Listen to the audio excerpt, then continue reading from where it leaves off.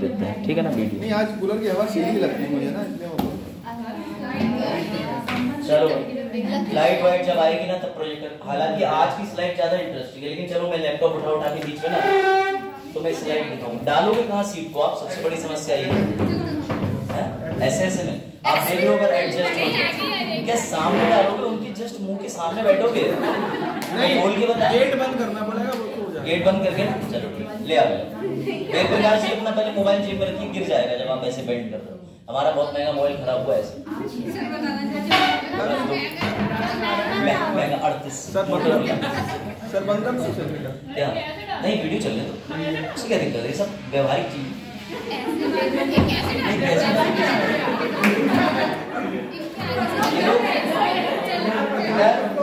इधर बैठने के बाद गर्दन 360 मोड़ेगा इंसान, तो पर्यावरण में तथ्य ना कि उल्लू की गर्दन घूम जाती है 360। अब क्या उल्टा मुंह कर यार वो आज वैसे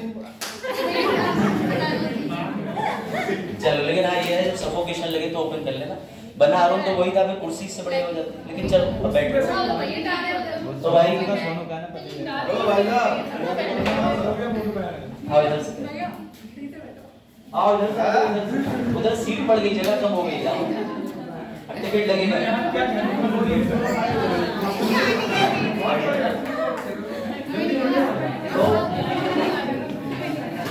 तो तुम्हारी आबादी जनसंख्या वृद्धि हो गई है। चलो शुरू करें।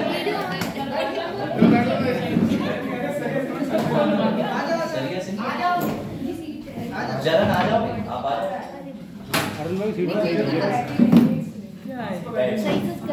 नहीं चलने दो, वीडियो चल गलत डाली चलो हम सीट बेल्ट दरवाजा भी खुला रहता है।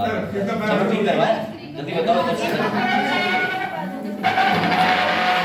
अभी आप तो इस हिस्से को इधर ले जाओ या बाहर ले जाओ, आओ बजा तुम लोग इन कामों के लिए। मेरे बस के सुनो, चलो भी तब तो शुरू करते हैं। ऐसी बातें कर रहा है, तुम ऐसी बात करोगे तो फिर क्या होगा यार?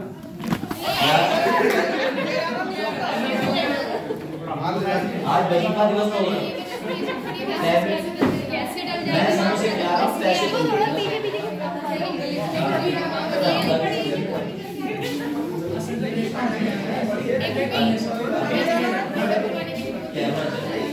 भाई ऐसी बातें नहीं करती। चलो हाँ अब ठीक है, रुक जाओ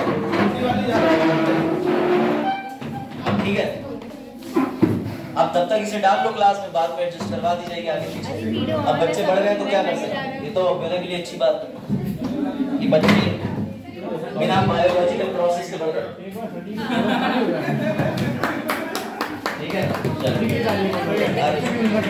हाँ बस बस अभी लेक्चर हो जाए उसकी बात हो जाए, शुरू करें। हाँ भैया आप शुरू करो, गुड। चलो वापस। अब देखो तुम्हारे लिए काफी चीजें, वैसे तो नीम से जरिए आज पढ़ानी थी, लेकिन इत्तेफाकन नीम तो चले गए, बस कूलर बंदी है, अब तो बंदी है कहीं। मैं पीछे ही सही इधर बैठो उधर बैठो, थोड़ा सीट रख के पीछे जाओ। चलो अगर कोई आ गया तो किस तो बैठ जाएगा, वरना वेद प्रकाश जी को बुला ले, दूरी डालिए तो कोई ना कोई तो बैठे। सही बात, कोई ना कोई। चलो कल हम लोग टॉपिक कवर कर रहे थे डीपीएस की, अब आ जाओ कंसेप्ट के साथ मजाक करेंगे, ठीक है ना। मतलब मजाक में कंसेप्ट सीखेंगे, ध्यान से सुनना। अब जो लोग आज आए हैं, कल छुट्टी मार रहे थे, तो तुम्हें पता होना चाहिए कि हमने मौलिक अधिकार पढ़ लिए थे और हमने लास्ट में जो वाइंड अप कर दिया था वो था नागरिकता। सर सवाल ये है कि मौलिक अधिकार कौन से भाग में दिए हुए हैं? Very good. और डीपीएसपी कौन से भाग में दिए हुए हैं? भाग 4, भाग 4, भाग 3। नागरिकता कौन से भाग में दी हुई है? भाग 2, सेकंड भाग 2। हम लोगों ने मौलिक अधिकार जो कवर किए थे, मौलिक अधिकार कौन से अनुच्छेद से कहां तक है बताओ? 12 से 35। और अगर डीपीएसपी की बात करें तो शाबाश। नागरिकता की बात करें तो 5 से 11। और वहां तुरंत लिख लेना कि नागरिकता अधिनियम 1955, ठीक है। और ये 9 बार संशोधित हुआ है, आखिरी बार 2019 में ये सबसे इंपॉर्टेंट चंक है प्रीलिम्स के हिसाब से। लेकिन मेंस में जो सबसे ज्यादा प्रश्न बनते हैं वो डीपीएसपी से बनते हैं। क्यों? क्योंकि तुम्हारे दिमाग में अक्सर अखबार पढ़ के सवाल आते होंगे कि गाय की हत्या पे रोक क्यों नहीं लग जाता। एक पर्टिकुलर धर्म को लेकर के गाय को कई बार हिंसा हो जाती है, या किसी किसी त्योहार पर ऐसा ऐसा होता है, किसी राज्य के अंदर शराब पे प्रतिबंध लग जाता है, पता है ना, अल्कोहल बैन है, ठीक है सर, हमें क्या करना है, यूपी में तो चली रही है। हाँ, तो यूपी में चल रही है, खुशी की बात है। लेकिन फिलहाल ये है कि ये सारी चीजें इसके इर्द गिर्द घूमती हैं। और आज तुम्हें बड़ा इंटरेस्टिंग फैक्ट पता चलेंगे। सर, जब हमारा संविधान बना था तो हमें बताया गया था कि भारत में शिक्षा नीति लागू कर दो, लेकिन कैसे होते होते 10 साल आगे चली गई। मोहिनी जैन और उन्नी कृष्णन का आज हम केस समझेंगे, जो केस अभी पिछले साल जब मैं अभ्युदय में पढ़ा रहा था तब भी मैंने कहा था इंपॉर्टेंट है, और उस समय भी मेंस चल रहा था सितंबर में, और वो क्वेश्चन आया था। ठीक है, इस बार तुम्हें ये भी पता चलता, अगर लाइट आ गई तो प्रोजेक्टर पे मैं दिखाता कि आर्यन खान का केस कौन से एक्ट में चल रहा था, एनडीपीएस एक्ट क्या होता है, उसकी कौन सी धारा से प्रीलिम्स में क्वेश्चन बनेगा, ये सब स्लाइड में पड़ा हुआ है। अगर लाइट आती है तो ठीक है, वरना मैं अभी ग्रुप पे स्लाइड शेयर कर दूंगा, वो स्लाइड मोबाइल में देखते रहना और पढ़ते रहना, कोई इशू? चलो, लेकिन तुम लोग पेज आगे पीछे कर देते हो, फिर वो एक्सप्रेशन नहीं आता मेरा। ठीक, अब सवाल समझना। एक दिन सोनू अपने घर की छत पे चढ़ा, ठीक है, अब भाई मीम बनाने पड़ेंगे तो सोनू को ही लेते हैं। सोनू समझ रहा है कि छत पे क्या हुआ, ठीक है। एक दिन सोनू छत पे चढ़ा और तभी सोनू की मम्मी ने आवाज लगाई, सोनू नीचे आ जाओ। सोनू बोले, मम्मी अभी मैं नीचे नहीं आऊंगा। तो मम्मी बोली, बेटा हम तुम्हें खाना नहीं देंगे, पानी नहीं देंगे, फिर तू ऊपर ही टंगा रहा है, और वैसे तो बिना किताब के ऊपर कर क्या रहा है। ठीक है, अब सोनू ये भी नहीं कह सकता कि मैं पढ़ाई कर रहा हूं। तब सोनू ने कहा कि मैं बहुत आवश्यक काम कर रहा हूं। तो इनकी मम्मी ने कहा, बेटा पहले खाना खा लो, बाकी के जरूरी काम बाद में कर लेना। यही डिफरेंस है फंडामेंटल राइट और डीपीएसपी में। कैसे?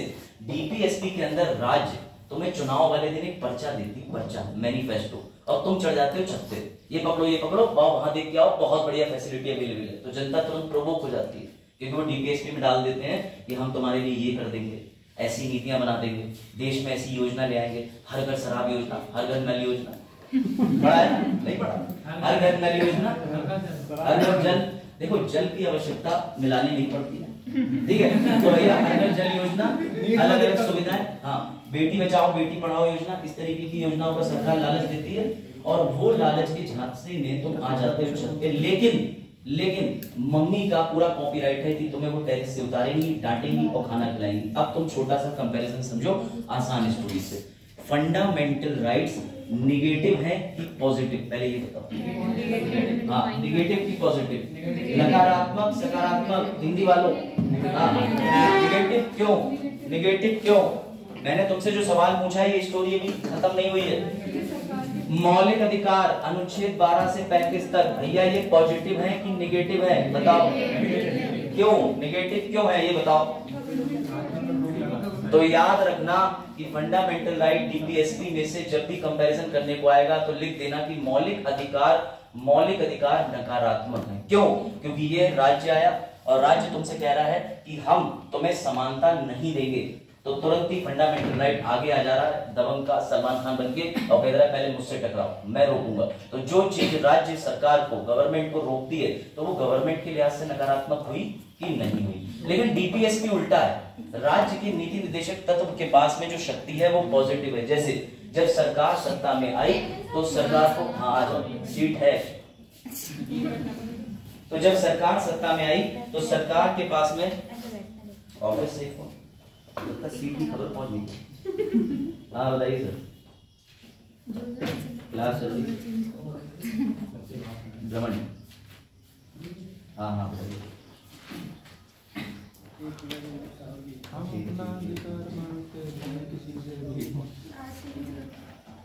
जी अच्छा, हो जाएगा आप आ जाइए, हम वापस आ जाएंगे, ओटीआर भी हो जाएगा।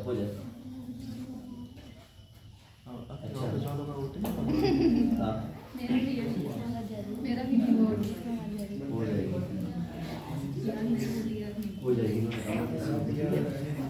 निश्चिंत रहिए। अगर अभी नहीं, हाँ अभी मत करना, फाइनल मत करना, ना बिल्कुल नहीं, ऐसी छोड़ो, अगर उसे फाइनल करो तो ब्लॉक हो जाएगा, ठीक है। ओके। योजना ये क्या? हाँ योजना कह रहे हैं बाजार भगाओ योजना ठीक है। चलो वापस आ जाओ।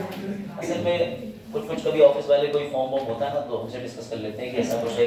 अब फॉर्म का मतलब ये नहीं है कि तुम्हारे टैबलेट के फॉर्म, ठीक है। वापस आ जाओ। अब ध्यान से समझना, आसान सरलीकरण। उसकी योजना का मतलब वही था। हाँ उसकी योजना का मतलब तो वही था। मेरी योजना मतलब ये नहीं था 25,000 फीस भरेगी नहीं भरेगी मुझे। अच्छा 125 रुपए किस चीज की? वैकेंसी आई है। चलो वापस आ जाओ। अब इधर योजना तुम्हें पढ़ने को दे रही है, हम तुम्हारे लिए उपलब्ध नहीं, कम बड़ी बात है। इसी का इंटरव्यू तो अपने छुड़वा दिया हमारा। चलो नहीं फीस आप अपने आप भरेंगे। आ जाओ, अभी मैं इसी बात को बताऊंगा डीपीएसपी में, ठीक समझो। वापस आ जाओ भाई सब लोग, फोन नहीं उठाएंगे, साइलेंट कर देंगे। फिलहाल फंडामेंटल राइट्स जो होते हैं वो नेगेटिव इसलिए है क्योंकि स्टेट गवर्नमेंट जो होती है वो लॉ बनाती है। आर्टिकल 12 में, आर्टिकल 13 में लिखा है कि स्टेट गवर्नमेंट या संसद या पूरे इंडिया को कंट्रोल करने वाली सेंट्रल या यूनियन गवर्नमेंट कोई ऐसा लॉ नहीं बना सकती जिससे तुम्हारा मौलिक अधिकार छीन ले। बात आई समझ में? इसलिए फंडामेंटल राइट्स को नेगेटिव बोला जाता है।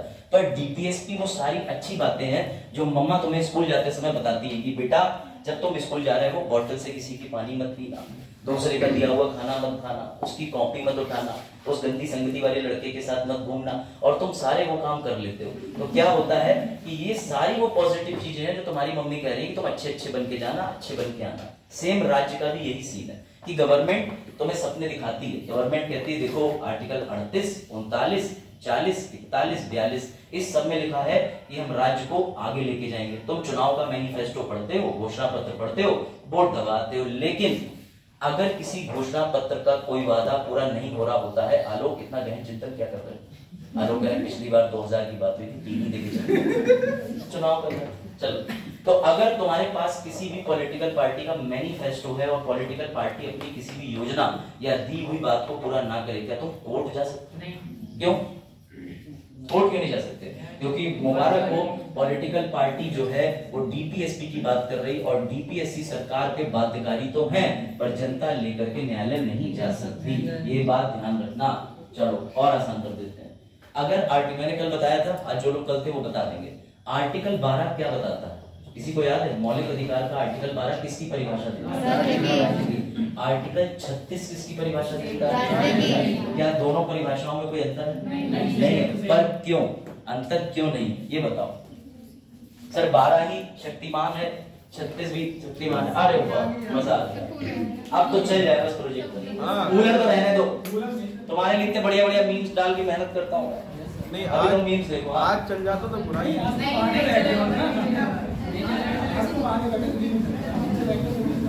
मतलब कल तक ये चल रहा था कि भैया हम पीछे तो कूलर नहीं चलेगा, प्रोजेक्ट चलाओ फटाफट।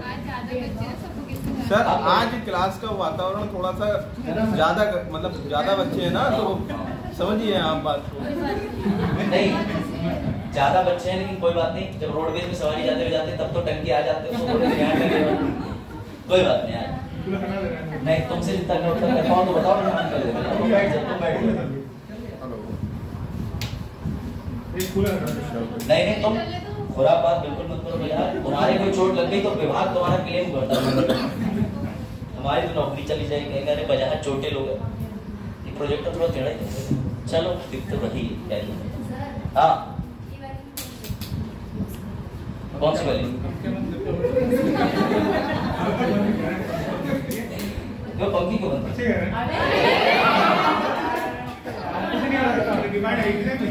तुम्हारी हम डिमांड पूरी करना लेंगे भैया। अभी एक डिमांड और भी आई थोड़ी देर बाद, इसका नाम ब्लैकलिस्ट कर दो, तो क्या करोगे? कर दे वो भी। चलो फिर वापस आ। अब देखो ध्यान से समझो, कल ये वाला मीम था सब लोग नहीं देख पाए थे, आज समझना कि कोई भी गवर्नमेंट अगर एक पते को मौलिक अधिकार भूल जाए तो तुम न्यायालय जाकर के आर्टिकल 32, 226 में सरकार को हड़का दोगे कि तुम भूले कैसे फंडामेंटल। लेकिन डीपीएसपी का हाल कुछ ऐसा है कि अगर सरकार कोई नीति बनाएगी तो सरकार भूल नहीं सकती। नहीं समझे? फंडामेंटल राइट तो भूलने नहीं दोगे। डीपीएसपी सरकार के लिए तुझे भूलना तो चाहा लेकिन भूला ना पाए। समझे बात को? हाँ तो यानी कि मतलब आर्टिकल 12 में स्टेट आता है, सरकार आती है, सरकार कोई नीति बनाएगी तो उसे डीपीएसपी का सारी नीतियों का पालन करना होगा। तो सवाल ये आना चाहिए, क्या सरकार के लिए डीपीएसपी बाध्यकारी है या नहीं? बताओ, है? नहीं है? नहीं है? छोड़ो यार, ये मोटिवेशन तो दे दिया था, कल जाते ही मोटिवेशन हो गया था। वापस आ जाओ, ये एक बार फिर से रिपीट कर दे रहा हूँ। 4 तरीके के अधिकार होते हैं। मौलिक अधिकार को बोला जाता है सिविल और पॉलिटिकल राइट। डीपीएसपी को बोला जाता है सामाजिक और आर्थिक अधिकार। क्यों? क्योंकि डीपीएसपी इस बात के लिए बाबा साहिब ने संविधान में डाले थे। अब इंटेंशन समझो, ठीक है? वजाहत, डीपीएसपी बाबा साहब ने संविधान में क्यों डाले थे? कल आप क्लास में थे, बताइए। सरकार के पास पैसा होगा तो उसे लागू करेगी, जब पैसा नहीं होगा तो नहीं लागू करेगी। देखिए कोविड में। वेरी गुड, अब सुनो ध्यान से। फंडामेंटल राइट्स वो अधिकार हैं कि एक दिन तेज गए और चल गए, मैंने कह दिया चल तुम तो मेरे गांव के हो, आ जाओ मैं तुम्हारा काम कर दूंगा, तेज तुम जाओ, तुम्हारा फॉर्म नहीं भरता। तब इन्होंने कहा कि इस पे उपलब्धता की तो कोई बात ही नहीं थी, सर तो भेदभाव कर रहे हैं। तो बाबा साहेब को ये पता था कि कुछ ऐसे अधिकार हैं, कुछ ऐसे अधिकार हैं जो सरकार अपनी सोच के हिसाब से परेशान कर सकती है। सुन लो, परेशान कर सकती है किसी माइनॉरिटी को और फेवर कर सकती है किसी मेजॉरिटी को। तो बाबा साहेब ने ये कहा कि जो भी मौलिक अधिकार है वो सब के सब नियत पे बेस्ड है, इंटेंशन पे, मंशा पे। उन्हें पूरे करने के लिए सरकार को कोई अलग से संसाधन खर्च करने की आवश्यकता नहीं है। समान व्यवहार करना किसी महिला और पुरुष में, इसके लिए कौन से संसाधन चाहिए? कोई से चाहिए कि नहीं? तो सरकार ने जो नियत पे, इंटेंशन पे बेस्ड थे, समाज के लिए जरूरी थे, इसीलिए सिविल राइट बोले जा रहे हैं, उनको तो कर दिया कंपलसरी। और बाबा साहेब ने डीपीएसपी के नाम से भाग 4 में लिख दिया कि जब तुम्हारे पास पैसा हो तब तुम पेंशन दे देना, जब तुम्हारे पास ज्यादा पैसा हो हज सब्सिडी दे देना, वरना अगर ना हो तो नहीं देना। बात आई समझ में कि डीपीएसपी सर बेस्ड है उपलब्धता पे, उपलब्धता पे। सर हमने देखा कि स्मार्ट सिटीज की घोषणा कर दी सरकार ने, अभी तक नहीं दे रही। हम सुप्रीम कोर्ट चले जाएं, नहीं जा सकते। सरकार जाएगी कोर्ट में और कह देगी पहली बात तो डीपीएसपी बाध्यकारी नहीं है, और अगर ये हमारी नीति को चैलेंज कर रहे हैं तो ये भी समझ लो कि हमारे पास उपलब्ध ही नहीं है इतना पैसा। अब तुम सोचोगे तो घोषणा क्यों कर दी? बेटा घोषणा तो तुम्हारे पापा ने भी कर रखी है कि अगर तू 10th पास कर लेगा फर्स्ट रैंक लाके तो तुझे करिश्मा बाइक दिलाऊंगा, और आज भी तुम इंटर पास करने के बाद ग्रेजुएशन में साइकिल से हो। कुछ कर लिया क्या तुमने? समझे बात को? तो समझो, इसलिए सरकार के पास अगर उपलब्धता है संसाधन की तो वो तुम्हें अवेलेबल कराएगी, वरना सरकार के अगेंस्ट तुम कोर्ट में नहीं जा सकते। समझे डीपीएसपी का मतलब? समझ गए? अब और समझो सिविल और पॉलिटिकल राइट्स क्या होते हैं, इसको लेके आने वाले समय में क्वेश्चन मिलेगा तुम्हें यूपीएससी में। इस बार सिविल पॉलिटिकल राइट्स का बहुत बोर्ड बना है। किससे? इसके पीछे, डीपीएसपी के पीछे कौन सी ऐसी अंतर्राष्ट्रीय संगठन की शक्ति है जो कहती है कि भैया डीपीएसपी लागू करो? तो अंतर्राष्ट्रीय संगठन तुम्हारे यूनाइटेड नेशन का। इसमें क्वेश्चन प्रीलिम्स के अंदर ये आएगा, रेजोल्यूशन 2201, 21 और 10। ये प्रीलिम्स में डाल देंगे, तुम कहोगे अरे आउट ऑफ सिलेबस आ गया। हर चीज का एक कनेक्शन होता है, ठीक? और ये डीपीएसपी में कहां पे टच करती है ये मैं बताऊंगा अनुच्छेद 51 में, क्योंकि वो अंतर्राष्ट्रीय संधि, अंतर्राष्ट्रीय व्यभिचार बंधुत्व की बात करता है। समझे? अभी इसे कनेक्ट करूंगा। हाँ, इसे लिख लो फटाफट, फिर आगे बढ़ते हैं। नहीं तो तुम्हें मैं स्लाइड शेयर कर दूंगा, मैंने कल करी नहीं थी, मैंने सोचा टॉपिक पूरा हो जाए। हाँ बताओ सर, इस बॉडी का हमारे संविधान से क्या मतलब? इस बॉडी का हमारे संविधान से कोई अनिवार्य रूप से लेना देना नहीं है, बस ये हमारी इंटेंशन है कि जब भी कोई सार्वभौमिक अच्छा काम करता है तो हम उसमें योगदान दे रहे हैं बस। लेकिन अंतर्राष्ट्रीय संगठन की हम कोई चीज माने ये बाध्यकारी नहीं है हमारे ऊपर, ये समझ लीजिए। पर एक चीज में हम बाध्यकारी हैं, अंतर्राष्ट्रीय संगठन का अनुच्छेद 9 कहता है कि जब भी जरूरत पड़ेगी तुम्हें फोर्सेस भेजनी पड़ेगी। जैसे ईरान के समय पे अमेरिका की फोर्सेस मंगा ली थी गल्फ वॉर, समझ गए? यानी हम अपने राष्ट्र के अंदर कोई चेंज करना चाहते हैं तो इसके लिए बाध्यकारी नहीं है, बस हम इनकी बात को मानते हैं, क्योंकि किसी को आर्थिक और सामाजिक अधिकार देना तो अच्छी बात है, इसलिए हम अंतर्राष्ट्रीय संगठन से सहमत हो जाते हैं। अब तुम्हारा मित्र यूएसए से फोन करके तुम्हें कह दे कि ब्रो अपनी इंडियन मदर के पैर छुआ कर, तो तुम क्या कह दोगे? बस तू यूएसए वाला मुझे बताएगा? तुम कहोगे हाँ यार बात तो अच्छी। सेम कंसेप्ट, समझ गए? बढ़े आगे? तो भाई Pikachu Raichu without mascara with mascara वाला पांडा। कहने का मतलब ये है कि डीपीएसपी तुम्हें देखने में अच्छे नहीं लगते, फंडामेंटल राइट्स अच्छे लगते हैं। क्यों? क्योंकि तुम बात बात पे कहते हो कि मुझे समानता मिली है, ज्यादा बोलोगे तो मैं न्यायालय चला जाऊंगा, मुझे रिजर्वेशन मिला है, ज्यादा बोलोगे मैं न्यायालय चला जाऊंगा। लेकिन डीपीएसपी को बुरी नजर से मत देखो, डीपीएसपी भी काम के, समझे? मस्कार तुम्हें बहुत मस्कारा पता है, लग तो वही बढ़िया है। चलो भाई आ जाओ।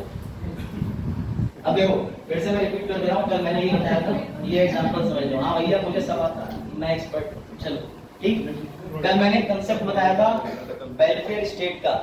वेलफेयर स्टेट का मतलब क्या होता है? लाभकारी राज्य, यही होता है ना।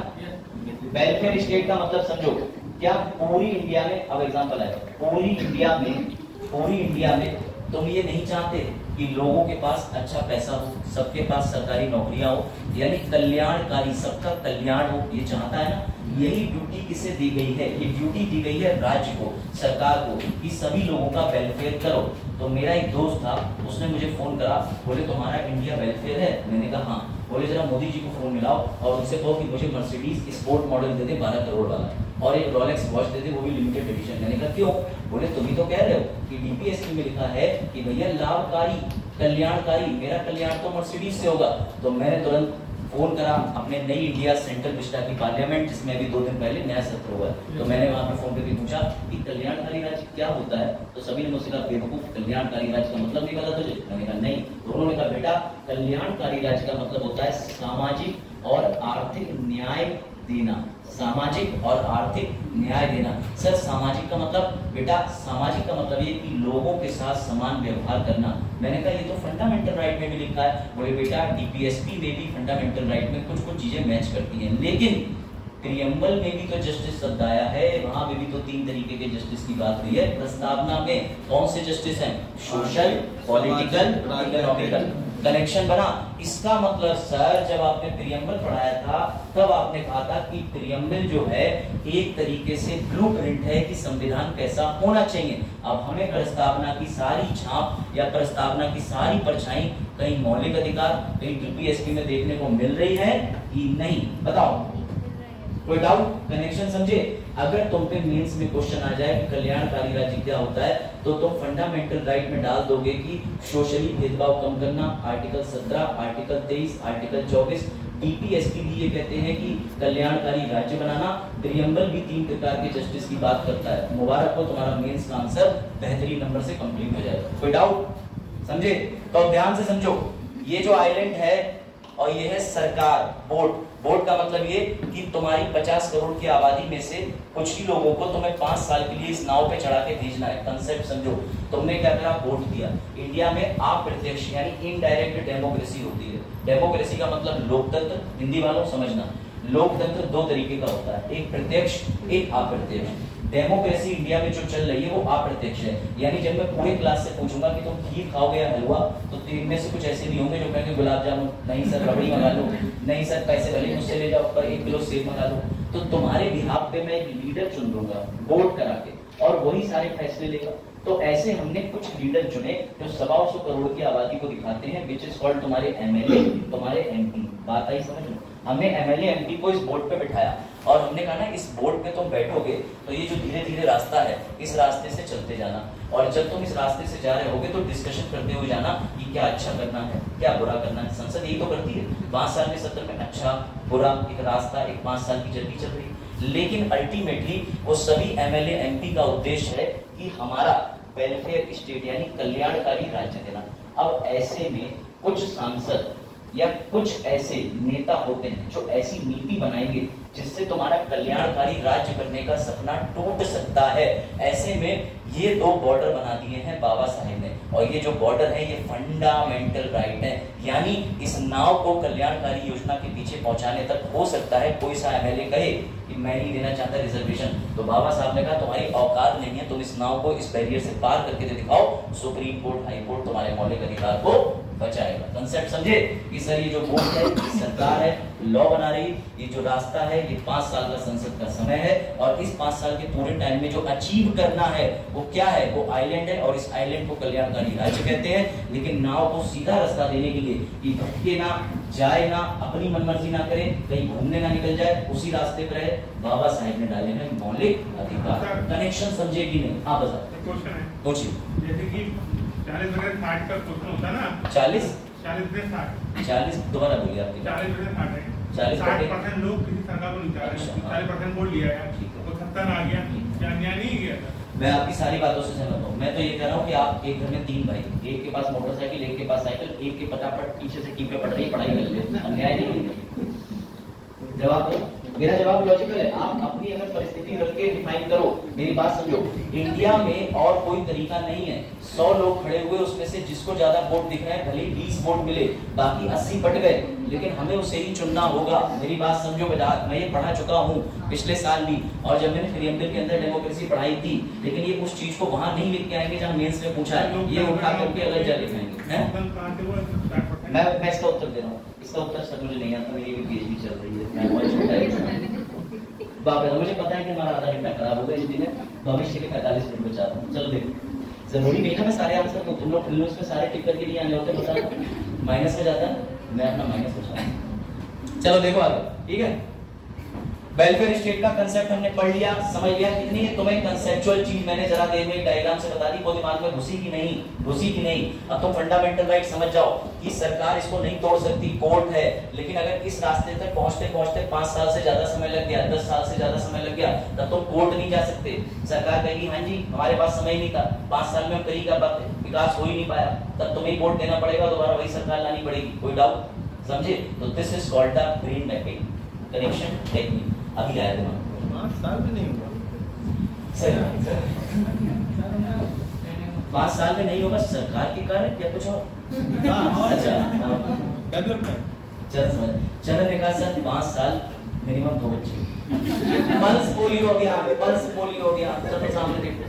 अब तुम ये सोचोगे कि वेलफेयर या फिर राज्य क्या होता है, तो समझ लो मैंने तुम्हें अभी कंडीशन बताई कि इस रूट तक पहुंचने पर तुम कोर्ट नहीं जा सकते, सरकार से नहीं कह सकते। इसीलिए जब तुम डीपीएसपी की फुल फॉर्म पढ़ोगे तो क्या लिखा है, इंग्लिश वालों सुनो, डायरेक्टिव प्रिंसिपल ऑफ स्टेट, राज्य के नीति निर्देशक। अब अंडरलाइन कर लो निर्देशक शब्द को। निर्देशक का मतलब होता है बेटा डायरेक्शन, डायरेक्शन, डायरेक्शन। इसलिए बाबा साहिब भाग 4 में खुद ही निर्देश दे रहे हैं कि कल्याणकारी बनो, लाभकारी बनो। इस बीच में संसाधन तुम पे हुए तो सही, नहीं हुए तो कोई बात नहीं, कोई टेंशन। इसलिए मैंने तुम्हारे चक्कर में ये लिख दिया है कि भैया डीपीएसपी अनुच्छेद 37 के तहत कोर्ट में लागू नहीं कराए जा सकते। यानी तुम सुन के उदास हो गए होगे, अरे 5 साल में सरकार पे हम प्रेशर डाल देते, लेकिन बाबा साहब ने सरकार को छूट दी है। क्यों? क्योंकि उन्हें भी पता है, एक 25 साल से सरकार भारत में है, एक 75 साल से भारत में है, एक अभी 5 साल से आई है। तो 5 साल वाली के काम को 75 साल वाले को ठीक करने में समय तो लगेगा, ठीक लगेगा। बात आई समझ में? कोई डाउट? कनेक्शन समझ रहे हो? हर चीज का लिंकेज है। मैं तुम्हें वो पढ़ा रहा हूँ जो इस समय दिल्ली मुंबई में चल रहा है, इसलिए तुम ये तो दिमाग से निकाल देना कि हमसे पापा कहेंगे तेरी तैयारी के बाद रिजल्ट नहीं आया तो मैं दिल्ली जाऊंगी, वहां क्वालिटी पढ़ूंगी, टॉप मार दूंगी। इससे नीचे ही क्वालिटी मिलेगी। I can challenge. दिल्ली अच्छी है। अच्छा ये दिल्ली अच्छी जगह, दिल्ली अच्छा नहीं, दिल्ली से दिल्ली कनेक्शन हो गया। चलो भाई अब आओ समझो। मैंने पहले कहा तो नींद का आनंद आज आएगा, हर स्लाइड में नींद मिलेंगे और भी तुम्हें नींद बढ़िया वाले। मैंने स्टार्टिंग में क्वेश्चन पूछा था कि आर्टिकल 12 में किसकी परिभाषा है, तो प्रमोद ने बताया था राज्य की। फिर मैंने पूछा आर्टिकल 36 में क्या लिखा है, तो पल्लवी ने बताया सर वहां भी स्टेट लिखा है। बेटा दोनों में कोई डिफरेंस नहीं है। इसका मतलब समझो कि बाबा साहेब मौलिक अधिकार बनाते समय भी उसी राज्य की बात कर रहे हैं जब डीपीएसपी में राज्य को निर्देश दे रहे हैं। यानी बाबा साहेब कह रहे हैं कि फंडामेंटल राइट में भी सेम स्टेट रहेगा और डीपीएसपी में भी सेम सरकार रहेगी। सेम सरकार का मतलब जो भी वर्तमान में तुम्हारे देश में है, यानी डीपीएसपी कोई अलग सरकार के लिए नहीं है, उसी सरकार के लिए मौलिक अधिकार, उसी सरकार के लिए डीपीएसपी। लेकिन तुम सरकार के विरुद्ध कोर्ट में नहीं जा सकते, ये ध्यान रखना। ये कौन सा अनुच्छेद कहता है? अनुच्छेद 37। कौन सा? शाबाश, बढ़े आगे। चलो भाई, ये मैंने लिख दिया इस तरीके से 12 और 36 स्टेट में बात दोनों जगह। अब आओ अगले आर्टिकल 37 पे। ये सबसे ज्यादा इंपॉर्टेंट आर्टिकल है, इसमें नींद तो होना चाहिए। हाँ है, आर्टिकल 37 सबसे इंपॉर्टेंट है। सर अगर कभी कोई आपसे पूछ ले कि डीपीएसपी का उद्देश्य कौन से अनुच्छेद में लिखा है, उधर पीछे क्या नाम है? शिवांगी पांडे, ये नाम याद हो गया। काहे टेंशन में बैठी? अच्छा सर आपसे पता करता, बत्ती चली गई थी, फिर पंखा अपने आप चलने लगा, मुझे लगा भूत है, मैं सो गई। सर देखो ऐसा होता है, मतलब डिप्रेशन में मतलब तो सामने देखो 5 साल की यात्रा है तुम्हारी। सर 5 साल की कैसे, 2 साल में तो ठुकरा के मेरा प्यार वाला चलता है। कहाँ भी आएगा, आइए चल देखो सवाल ये है, वापस आ जाओ। हाँ हाँ बिल्कुल शिवांशी इधर वहीं हुई है, चलिए जाना लौटते ठीक। हमारा घर तो वहीं है, समोसे मिलते हैं। तो भाई सवाल ये है कि अनुच्छेद 37 का कोई कभी उद्देश्य, ध्यान से समझो, डीपीएसपी का कभी कोई उद्देश्य पूछे, डीपीएसपी का कोई उद्देश्य पूछे कि राज्य के नीति निर्देशक तत्व कहाँ लिखा है कि उनका उद्देश्य क्या है, एम क्या है, बाबा साहेब ने किसकी बात करी, क्या वो कोर्ट में ले जा सकते हो, क्या वो बाध्यकारी है, और अगर जनता पे लागू करे जाएंगे तो कैसे करे जाएंगे, समस्त बातों का एक ही जवाब है article 37, which is very very important. और इसकी लाइन तो मैं तुम्हें हिंदी में जरूर पढ़ाऊंगा ताकि तुम्हें याद रहे। और ये कॉन्स्टिट्यूशन से उठा के लाया हूं मैं, अपने घर पे बैठ के नहीं लिख रहा था मम्मी जरा कुछ बोलना, मम्मी बोली प्रिंसिपल, मैंने कहा लिख देता हूँ, ऐसा नहीं था। हमने और मम्मी ने दोनों कॉन्स्टिट्यूशन इसी से पढ़ा। कहाँ गया भैया, ये आ जाओ इस पे, ठीक है समझो क्या करंट कौन कह रहा किसका खड़ी।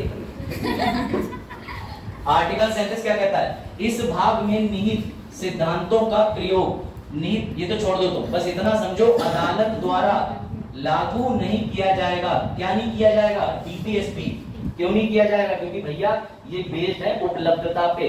तुम जाओगे सरकार को वोट लेके, सरकार कहेगी ये तो ये कह रहे हैं कि हमें टैबलेट दे दो 16 GB रैम वाला, 1 TB हार्ड डिस्क वाला, हम तो अपने में बड़ी मुश्किल से कुर्सी में जो कूलर ही दे पा रहे हैं, कैसे दे दें, हमारे पास पैसा ही नहीं, हमें तो और भी कार्य करने हैं, हमें तो अल्पसंख्यकों के लिए स्कूल बनाने हैं, वजीफे बांटने हैं, बच्चों के लिए घर जाओ घर से वापस आओ योजनाएं चलानी है, समझ रहे हो, बहुत सारी चीजें चलानी है, तो हमारे पास पैसा ही नहीं है। तो बाबा साहिब ने अनुच्छेद 37 में इस पर लिख दिया कि इंग्लिश वालों भी देख लेना भैया, लिखना वहां पे भी एनी कोड यानी लागू नहीं किया जाएगा। लेकिन इसमें निर्धारित सिद्धांत फिर भी देश के शासन गवर्नेंस में मौलिक है।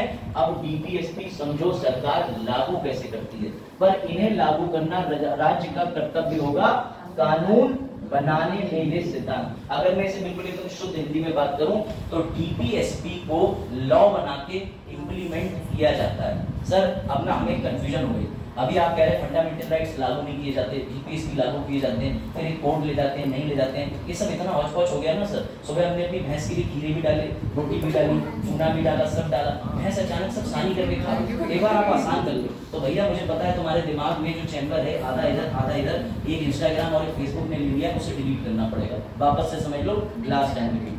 फंडामेंटल राइट्स तुम्हें दिए जाने वाले सर्वोच्च अधिकार हैं, जो चाहे सरकार के पास उपलब्धता हो, पैसा हो ना हो, लेकिन फिर भी सरकार उसके लिए बाध्य है। अगर सरकार ने तुमसे तुम्हारी समता, समानता, नौकरी अछूत करने की कोशिश करी यानी छुआछूत मनाने की, तो तुम न्यायालय चले जाओगे। ये होती है मौलिक अधिकार की परिभाषा। लेकिन डीपीएसपी के अंदर उपलब्धता की बात है। तुम सरकार से नहीं कह सकते कि हमारे लिए फ्री इंटरनेट सुविधा चला दो, और चलाओगी तो हमें स्पीड दो 1 Gbps की। हो सकता है सरकार तुम्हें थोड़ी कम स्पीड का मुफ्त इंटरनेट दे रही हो रेलवे पे, लेकिन तुम्हारे लिए सरकार कर तो रही है, तो तुम सरकार को न्यायालय में चैलेंज नहीं कर सकते। कोई डाउट? एक बार क्वेश्चन आया था कि क्या डीपीएसपी नैतिक तरीके से बाध्य है, सरकार को बाध्य करते हैं? क्या लगता है बताओ। नैतिक तरीके से बाध्य करते हैं क्या? ये सब प्रीलिम्स और मेंस के क्वेश्चन से मैं निकाल के ला रहा हूँ। मेरे घर पे हलवे कढ़ाई वढ़ाई नहीं डाली जाती, कॉन्स्टिट्यूशन की किताब ले खा ले बेटा, कल रट्टा मार के चले जाना, पढ़ना पड़ता है मुझे, समझ रहे हो? देखो इधर, गुड, ध्यान से समझना। डीपीएसपी सरकार को बाध्य करता है, परंतु नैतिकता से। सर नैतिकता मतलब ईमानदारी, ऑनेस्टी नहीं बेटा। नैतिकता से मतलब कि सरकार अपने दिल पे हाथ रख के कहेगी कि हमारे पास बजट है 25 करोड़, लेकिन हमने इनके लिए करा 5 करोड़ का काम, और सरकार की इस बात पे विश्वास नहीं था, इसलिए संसद में बनाई गई अलग अलग समितियां, प्राक्कलन समिति, एस्टीमेट कमेटी, अलग अलग समितियां, स्थायी अस्थायी। क्यों बनाई जाती हैं? क्योंकि डीपीएसपी में हो सकता है तुम्हारी नैतिकता खराब हो जाए और तुम बेईमानी कर लो, तो बाबा साहब पहले कह गए थे कि तुम्हारी नैतिकता को भी हम चेक करेंगे। बात समझे? तो ये गवर्नमेंट में बाध्यकारी है, हाँ जी, लेकिन कैसे बाध्यकारी है? नैतिक जिम्मेदारी। और ये नैतिक जिम्मेदारी ऐसी है कि 5 साल में जनता के पास तुम्हें फिर से जाना है, तब जनता कहेगी तुम तो कह रहे थे कि हम पीलीभीत में बनाएंगे पीलीभीत हवाई अड्डा, और तुमने तो पीलीभीत में 2 बस अड्डे थे वो भी गायब कर दिए, समझे? तो इस तरीके से नैतिक जिम्मेदारी है। तुम्हें कल को जनता को मुंह दिखाना है, और मुंह कैसे दिखाओगे? सर इंस्टाग्राम पे फिल्टर लगा के, तो समझे? अब राज्य की एक समस्या थी, जब डिबेट चल रही थी तो राज्य का मतलब सरकार खड़ी हुई और सरकार की तरफ से एक ने पक्ष लिखा कि बाबा साहेब फिर तो हम ना धर्म संकट में फंस गए। फंडामेंटल राइट्स वो हैं जो हमें कुछ करने नहीं दे रहे, डीपीएसपी वो है जो हमसे सब कुछ करवा के रहेंगे। तब बाबा साहेब ने कहा बेटा तराजू ऑफ जस्टिस, तराजू ऑफ जस्टिस मतलब जो उचित है उस समय पे संसाधन पहले वहां लगाओ। जैसे अगर पूरे भारत में सरकार को लगता है कि हर गरीब घर से बच्चा पढ़े और पढ़ने के बाद खुद आईएएस बने, उसके पास महंगी कोचिंग की फीस नहीं है, तो ये डिमांड है आज के समय की, इसलिए तुम्हें अभ्युदय योजना देखने को मिली। लेकिन अब अभ्युदय योजना अगर नहीं चले तो सरकार बंद कर दे तो क्या तुम कोर्ट जा सकते हो? नहीं, सरकार पे ही नहीं है भैया रिसोर्सेज। फंडामेंटल राइट्स पढ़ना है, लेकिन अभ्युदय में डिजिटल बोर्ड से अभिषेक मिश्रा से पढ़ना नहीं लिखा है, नहीं वो उनके ऊपर है, वो उपलब्ध है तो पढ़ा रहा है। समझे बात को कि नहीं समझे? बाजार हर बात पे कहते हैं ना सरकारी माल है, अभी चले जाएंगे हम कोर्ट, कुछ नहीं कर पाओगे, कूलर चला जाएगा, पंखा तुम्हारे हिस्से की हवा नहीं देगा, इधर मोड़ देंगे वो और कह देंगे उपलब्धता नहीं है हमें बाबा को पढ़ाने की। बस हास होता है। चलो बाजार के लिए वो वाला जोक है मेरे पास, why should girls have all the fun. Scooty थी ना प्लेजर वाली, उन्होंने नहीं देखा। अच्छा पिछले साल वाले बच्चे कम है, ज्यादा थे तो वो समझ गए। अब देखो भाई आर्टिकल 38 का जो 36 क्या कहता है? राज्य की परिभाषा। 37 कहता है कल्याणकारी राज्य बनाओगे, सारी चीजें लागू करोगे, पर कैसे लागू करोगे? तो भैया लागू करोगे विधि बना के।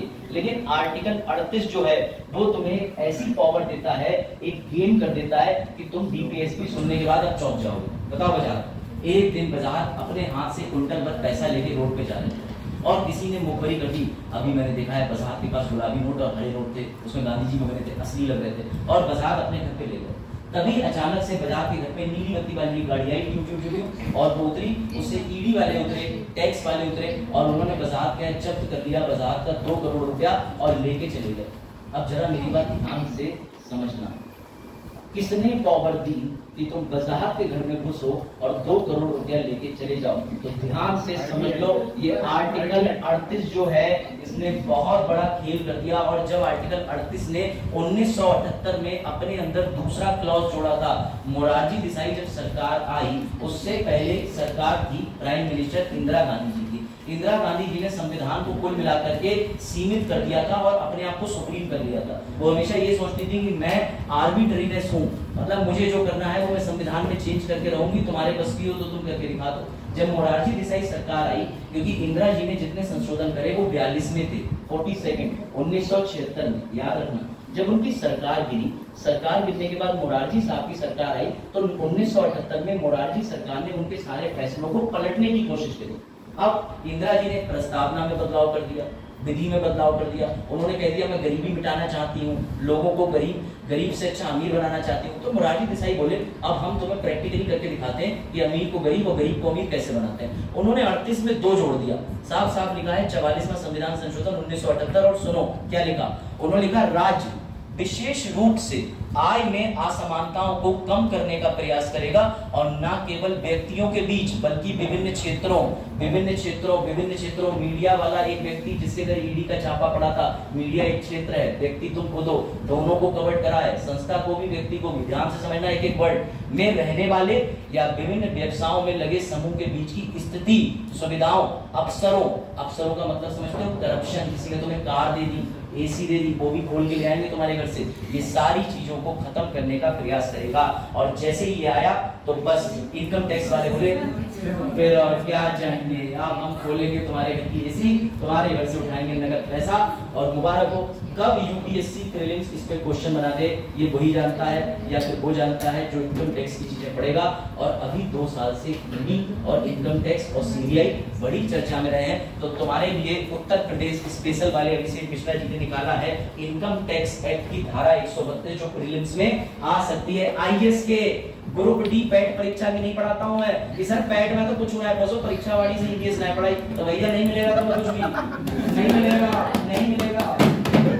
समझे? देखो सामने 2-4 सीट धारा 132 कौन से अधिनियम की? इनकम टैक्स एक्ट 1961 की।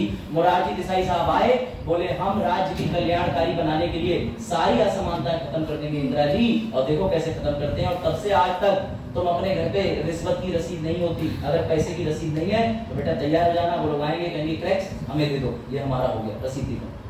अब प्रमोद सोचा, प्रमोद कह रहा है मेरे 4 क्रैक्स जो घर पे रखे रसीद तो है नहीं, क्या करूंगा, रसीद बनवाऊं, जीएसटी का। हाँ 38 के 2 में लिखा है राज्य जो है आय की असमान जो है उसको कम करने का प्रयास करें। ठीक है। तो सर इसमें जो है हमारा मौलिक अधिकार उल्लंघन नहीं होगा? बिल्कुल नहीं उल्लंघन हो रहा, बिल्कुल नहीं। क्यों नहीं हो रहा? जैसे कि हमें कुछ भी करने की आजादी है, हमें कुछ भी किसी भी मतलब एक वैलिड तरीके से अर्न करने की आजादी है, तो सर राज्य इसमें अगर इंटरफेयर करेगा तो फिर मेरा तो मौलिक अधिकार का बिल्कुल। इन्होंने सही सवाल पूछा। और अरुण, मैं वास्तव में बहुत स्मार्ट टीचर हूँ, मैं तुम्हारी समस्या को लेके लाया हूँ, और तुम्हारी जो समस्या है उसे पढ़ने के लिए अभी देखो आगे बढ़ते हैं। ये लोग साफ साफ सुनो, ये क्या लिखा है इसे पढ़ लो। अनुच्छेद 39 का बी और सी इंग्लिश में लिखा है, लेकिन मैं बोल दे रहा हूँ, अगर 14 की समानता टीपीएसपी के 38-39 के सामने आई तो उसे हम उड़ा देंगे। ये पहले ही वो लिख चुके हैं मित्र, समझे? जो तुम सवाल पूछ रहे हो वो सवाल का उत्तर वो दे चुके हैं। जैसे अरुण ने सवाल किया, सुना, सुन लो। आय में असमानताएं वहां लिखी है कि राज्य करेगा, तो अनुच्छेद 14 का उल्लंघन नहीं होता। किसी अमीर से ले लिया, गरीब से ले लिया, मनचाहा कर दिया।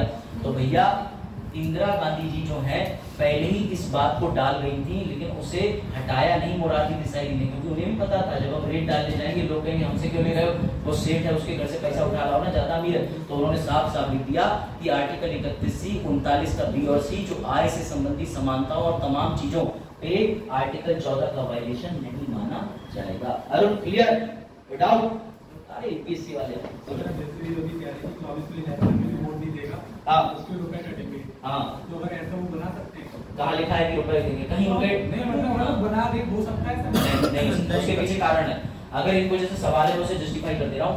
ये कहीं ना कहीं जो ये बात कह रहे हैं कि अगर आप हमें वोट नहीं देंगे तो हम आपकी सरकारी तनख्वाह में से पैसे काट लेंगे, एक बात कह रहे हैं। तो क्या इसको चैलेंज किया जा सकता है? हाँ चैलेंज कर सकते हो, लेकिन सबसे बड़ी समस्या ये, सबसे बड़ी समस्या, अगर वो कोविड प्रोटेक्शन केयर शुल्क के नाम से काटेंगे और तुम्हें फोन करके कहेंगे कि हमने वोट के लिए काटा है, तो तुम चैलेंज नहीं कर पाओगे। बिल्कुल, क्योंकि वो वेलफेयर के लिए चला जाएगा। 150 रुपए का पंखा, चलो छोड़ो, आ गया खादी के तिरंगे, चलो ठीक है, नहीं समझोगे, चलो वापस आ जाओ। तो सर आप ध्यान से देखना, ठीक है अरुण, समझ गए? क्लियर हुआ? अरुण का सवाल था कि सर असमानताएं हो जाएगी, बिल्कुल नहीं होंगी। इंदिरा जी पहले ही सोच के चलती थी, हमसे तुमसे करोड़ गुना आगे थी। She is my political crush, ठीक है? पॉलिटिकल क्रश का मतलब जिसे मैं बहुत मानता हूँ, समझ रहे हो? क्रश का मतलब यही नहीं होता सर कि आप जा रहे हैं छत पे और देख रहे हैं और उनके पापा आपको देख रहे हैं, फिर थोड़ी देर बाद पापा आप नहीं करते। आप बेटा आप ऐसे सामाजिक रिश्ते में नहीं बनाता, सामने देखो। सर वेलफेयर स्टेट की अगर आपने बात करी तो आर्टिकल 38 का सिर्फ यही का रोल नहीं है। आर्टिकल 38 को दोबारा पढ़ो। आर्टिकल 38 के जो मैंने पहला वाला तुम्हें क्लॉज पढ़ाया उसमें तुम एक चीज मिस कर जाओगे, नहीं तो समझ लो। ये वाला जो ओरिजिनल था, ये मोरारजी देसाई सरकार ने डाला 1978 में। यहाँ एक बड़ा प्यारी बात लिखी है कि न्याय सामाजिक, आर्थिक और राजनीतिक भी देना होगा, जो प्रियम्बल में लिखा था। सर कैसे दिया जाता है? तो ऐसे दिया जाता है, आर्टिकल 38 के तहत ही। तो मैं भैया कोविड में धूप मिल रही थी, नहीं मिल रही थी, लेकिन वैक्सीन मिल रही थी, समझ रहे हो? सर 72 में पढ़ा था, 38 का 2 1978 लिखा है 44, समझे? ये सब स्लाइड तुम्हें मिलेंगी, आप समझो। सर हमारी छोटी वाली सिस्टर की ना पेंशन आ गई, पेंशन नहीं बेटा उसे स्कॉलरशिप कहते हैं। सर दादी की पेंशन आ गई, पेंशन, लेकिन सर परसों सरकार का नोटिस आया हम पेंशन नहीं देंगे दादी को। भैया सुन लो, तुम सुनोगे नहीं और परसों सवाल पूछोगे कि सर जादू में उंगली किसे दिखाई? जादू में उंगली सोनू को दिखाई, क्योंकि सोनू इस सज्जन को क्या तकलीफ है भाई, देखो लिखा गया वहां। मुझे पता था तुम में से कोई खतरनाक सवाल पूछेगा, मैं पहले इंतजाम करके ला रहा हूं। चलो देखो अब ध्यान से समझना। सर हमें वैक्सीनेशन मिल रही है, सर हमें स्कॉलरशिप मिल रही है, सर हमें पेंशन मिल रही है, सर हमें एक समय पे मिड डे मील भी मिल रहा है। तो क्या ये सब चीजें हमारा मौलिक अधिकार है? नहीं लल्ला, तुम्हारा मौलिक अधिकार नहीं है, ये तुम्हें अनुच्छेद 38 के तहत राज्य तुम्हारे साथ न्याय कर रही है, सामाजिक, आर्थिक, राजनीतिक। अब तुम तय कर लो इसमें कौन सा न्याय कर रही है, सामाजिक वाला। वो कह रही है हम तुम ज्यादा गरीब हो, ये लो सब्सिडी सिलेंडर पे 20 रुपया, तुम ज्यादा अमीर हो तुम भी सब्सिडी लो 18 रुपया, समझ रहे हो। तो यानी कि सरकार तुम्हें अलग अलग विभिन्न योजनाओं के तहत क्यों जोड़ रही है, क्योंकि अल्टीमेटली पूरे राज्य को कल्याण करना है, पूरे राज्य का कल्याण करना है। कोई डाउट, कोई समस्या? सर एक दिन जादू करा है, जादू, और बोला धूप नहीं मिल रही है, तो क्या वो राज्य को लेकर न्यायालय जा सकता है? नहीं, धूप सबको आ रही है ऊपर से, उसका कोई कनेक्शन नहीं है, उपलब्धता तुम अपने आप जानो, ठीक है। हाँ हमारी पता अरुण बहुत दुख है, ये मैंने इसलिए लगाया कि तुम में से कई लोग हो सकता है यूपीएससी से डिमोटिवेट हो जाए और सोचें एक चीज पे इतना पढ़ा है सर, लक्ष्मीकांत में तो 4 लाइनें, और हमारे जो 10 साल बड़े भैया हमने उनसे पूछा था वो तो एक ही लाइन में कल्याणकारी राज्य, वो तो कहते थे इतना पढ़ना ही नहीं होता, आप इतना क्यों पढ़ा रहे हो? बेटा तुम्हारी कहानी अधूरी रह जाएगी यूपीएससी वाली, अगर तुम इतना डीप नहीं जा रहे हो। यूपीएससी में बहुत पढ़ना होता है, समझ लेना। तभी मैंने लिखा कि कितना पढ़ाएगा ये मास्टर, छोड़ दो क्लास। मैं नहीं छोड़ूंगा, मैं अपने टाइम पे ही छोड़ूंगा, समझ में आई बात? तो इसलिए तुम्हें ऐसे बीच बीच में रोचक तत्व मिलेंगे और अपने उन्नी से दूर रहे। अब जो बच्चे आज आए उन्हें उन्नी नहीं पता है, इसके लिए तुम्हें अपने घर पे पापा और मम्मी के साथ बैठ के बात करनी पड़ेगी। मम्मी उन्नी जी गई थी, पापा कहीं कौन है, उन्नी जरा नंबर दे दो, समझे? तो भैया वापस आ जाओ, उन्नी से अनुच्छेद 48 नहीं समझो। तुम पुराने पिछले साल के स्टूडेंट को, ये नया टॉपिक है इस बार तुम्हारे लिए। चलो आर्टिकल 39 सर अनुच्छेद 39 किस चीज की बात करता है? तो अनुच्छेद 39 के तहत जितनी भी चीजें तुम्हें अपने आसपास दिखती हैं, कब? जब दिवाली आती है और तुम अपने घर के पेंटर भैया को बुलाते हो कि भैया दीवार पोत देना, और तब भैया कहते हैं मैडम 400 रुपए पर डे, 150 रुपए खुद पोत लेंगे, 170 रुपए खुद पोत लेंगे, चूना ही तो लगाना है। अब ऐसे भी तुम तो कई जगह पोतोगे, बोले मैडम सुबह से लेकर शाम तक तो आप क्या करूंगा, तो मैं कहीं और ऐसे पोतूंगा, तो अगले दिन पोत देना किसी और के, हम तो 100 रुपए देंगे। बोले अभी तो आप 170 कह रही थी, नहीं चलो ना तुम्हारी ना हमारी 80 रुपए, मुझे आप बुलाती ही जा रही है। तो भैया समझो राज्य भी ऐसा ही है। तुम लोग बड़ी खुशी से पहुंचे थे कूद करके श्रमिक कार्ड बनवाने, 1000 रुपए आएंगे, 1000 रुपए, तुम्हें ये पता ही नहीं है, अच्छा हुआ नहीं बनवाया, तुम्हें ये पता ही नहीं है कि गवर्नमेंट ने तुम्हें ऑटोमेटिकली अपने यहाँ पर अनुच्छेद 29 के तहत लेबर डिक्लेयर कर दिया। कल को गवर्नमेंट तुम्हारे श्रम कार्ड योजना पे लिंक पे एक मेल डालेगी कि आ जाओ तुम्हारी जरूरत है और हम तुम्हें देंगे जॉब, लेकिन हम तुम्हें 7000 रुपए में ही जॉब देंगे। क्यों? क्योंकि तुम उसमें पहले दिखा चुके हो हमारी कोई आय नहीं है, तो बालक घर पे बैठे हैं, हमें साइकिल दे दो, ये दे दो, पापा की भी आय नहीं है, हमारे रिश्तेदार भी नहीं है, जमीनें नहीं, समझे? गवर्नमेंट सर ये तो कैंसिल हो जाता हो? नहीं कैंसिल नहीं होता, क्योंकि ये सेंटर ने अपने एक प्रोजेक्ट से लिंक कर दिया था, पहले हो जाता था, मैनुअल वाला हो जाता था, लेकिन इसे कैंसिल करने के लिए कुछ होगा, लेकिन मेरी नॉलेज में मैंने ट्राई करा था, मैंने भी तो बनवाया था, समझे? सर 1000 आया आपके? बेटा मेरे तो आई है, एडवोकेट्स आर ऑलवेज क्लेवर, देखो सामने मेरे आगे तुम्हारे आ गए, तुम्हारा भी मैं नहीं बनवाया, बताना मत किसी को, अभ्युदय में बहुत भीड़ है, बच्चे और बढ़ जाएंगे सोमवार को, अरे लेबर कार्ड बनता है 1000 रुपए। देखो वापस आ जाओ, आर्टिकल 39 सबसे इंपॉर्टेंट चीज पहली लाइन पढ़ना, ये बात करता है नागरिकों, नागरिकों का मतलब पुरुषों और महिलाएं, क्योंकि भैया नागरिक में तुम्हारा घर का टफी आके नहीं कह सकता सरकार से मेरे को पेडिग्री चाहिए, तो सरकार कही बेटा हमने पुरुष और महिला लिखे, पेडिग्री वाला पता नहीं लिखा है यहाँ पे, तो इसलिए सरकार ने राज्य के नीति निर्देशक तत्व में लिखा कि पुरुष और महिलाओं को समान रूप से आजीविका के पर्याप्त साधन का अधिकार। सर हमारी मौसी है, मौसी बॉम्बे में, हमने फोन करा और हमने पूछा मौसी तुम्हें यहाँ पर कितने जॉब मिलते हैं अकाउंटेंसी का काम करने के? बोली बेटा 9000। फिर ना मैंने अपने दोस्त को फोन करा, वो भी सेम फर्म में काम करता था, मैंने पूछा तुझे कितने मिलते हैं? बोले 40,000 देते हैं। मैंने कहा ये असमानता क्यों, असमानता क्यों? तो मैंने इस बात कोर्ट पे गया, कोर्ट ने कहा बेवकूफ, कोर्ट भी नहीं आ सकता इस बात को लेकर। मैंने कहा क्यों? बोले अनुच्छेद 39 में हमें उस महिला के लिए स्पेशली राइट मिले हैं कि हम दे सकते हैं, भैया हमें उसका सामाजिक उत्थान करना है, महिला ज्यादा वल्नरेबल है, हम सैलरी देना चाहते हैं, तो फिर सर इसका मतलब ये है कि जो आजीविका में समान लिखा हुआ है ये तो गलत लिखा है? नहीं, उसी के लिए भी 25वां संविधान संशोधन करके साफ साफ कह दिया कि ऐसा कोई बदलाव जिसमें आय की असमानता में महिला या पुरुष की किसी सैलरी को ऊपर नीचे है तो तुम जाकर के न्यायालय नहीं जा सकते। समझे बात? महिलाओं को विशेष अधिकार दिए हैं, हम उन्हें मैटरनिटी रिलीफ देते हैं। ये बात पता चली अरुण को, अरुण भी पहुंच गया मुझे भी चाहिए मैटरनिटी रिलीफ। बोले बेटा तुम मैटरनिटी रिलीफ ले ही नहीं सकते, समझे? असमानता, क्योंकि महिला और पुरुष में असमानताएं होती हैं बॉडी और फिजिक को लेकर के, दिमाग को लेकर बात नहीं होती। समझे बात को? जैसे आज का एक मीम पढ़ा कर रहा है, ठीक है, मैं तुम्हें पहले वो दिखाता हूँ जो महिला। नहीं सर, एक क्वेश्चन है, जल्दी पूछो। आजीविका के जो पर्याप्त साधन की बात कर रहे हैं आप, जैसे कि पुरुष और महिलाओं के लिए जो भी डिफाइन किया गया है, तो पुरुषों का थोड़ा सा हर चीज में ज्यादा देख रखा होता है, ज्यादा देख रखा होता था, है, अब भी ये मान, ठीक है। और जैसे कि हम किसी भी इंटरव्यू या उसकी बात कर लेते हैं तो उनकी हाइट भी थोड़ी कम मांगी जाती है, हर चीज में थोड़ा सा पुलिस वाले में जो भी है, और उसमें थोड़ा सा उनको वो बहुत मिलता है, क्या कहते हैं, सिंपैथी, नहीं सिंपैथी को नहीं मिल सकता, जो मतलब कुछ ना कुछ कम होता है। मेरी बात इसको आसानी से समझ लो, संसद जो नई बनी है उसमें भी साफ साफ लिखा है कि 30% महिलाओं को आरक्षण मिलेगा। देखो ये इसलिए इस डीपीएसपी की बात समझो, इसके शब्दों को समझो। महिलाओं का योगदान सरकारी नौकरी में कम है, बहुत सी महिलाएं चूल्हा चौका करती है, घर से बाहर नौकरी के लिए नहीं आती। ऐसे में सरकार का दायित्व है कि हम समानता लाएं। तुम्हें यहाँ समानता दिख रही है, सरकार इनडायरेक्टली समानता बढ़ा रही है। मेरी बात समझो, 10,000 रुपए महिला को देंगे, वो चूल्हा चौका छोड़ के नौकरी करने आ रही है, समान लेवल पे खड़े होने। वही तुम्हारे पापा तुम सब ऑलरेडी इतनी सारी नौकरियां कर रहे हो, उस घर में तो 50,000 जा रहे हैं, एक महिला को 10 ही मिल रहे हैं, तुम कह रहे हो हमें 7,000 करके 50,000 आ रहे हैं। लेकिन नहीं, योजना समझो, मम्मी को चूल्हा चौका से निकाल के नौकरी तक लाने वाली असमानता की बात हो रही है, ना कि इनकम की। समझे, दिस इज कंसेप्ट सर। लेकिन यहाँ पर आजीविका की बात हो रही है। आजीविका एक फैक्ट है, उसके साथ 39 बी और सी है। ये देखो, सिर्फ यही नहीं, एक जगह और लिखा है, इसे भी पढ़ो। इसके बाद अनुच्छेद 42 भी। अभी सर मैंने कहा ना, ट्रेन के आगे मत आओ, ट्रेन में बैठ के चलो। अब तो ये तो आपने अभी पढ़ा दिया था तो। अरे नहीं, अभी पूरा आर्टिकल नहीं फिनिश हुआ। अच्छा, नहीं पूरा फिनिश हो जाए उसके बाद कुछ आगे चलो।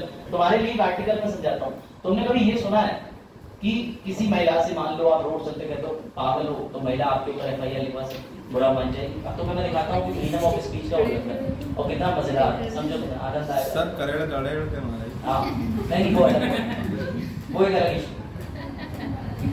अब तुम देखो, मैं तुम्हें हाँ,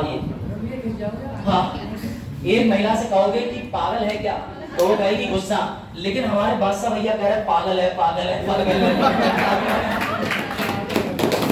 एंड शी इज एंजॉयिंग। और तभी सुनो, तभी हमारे ये सब क्या कह रहे हैं, ये सब ठीक है।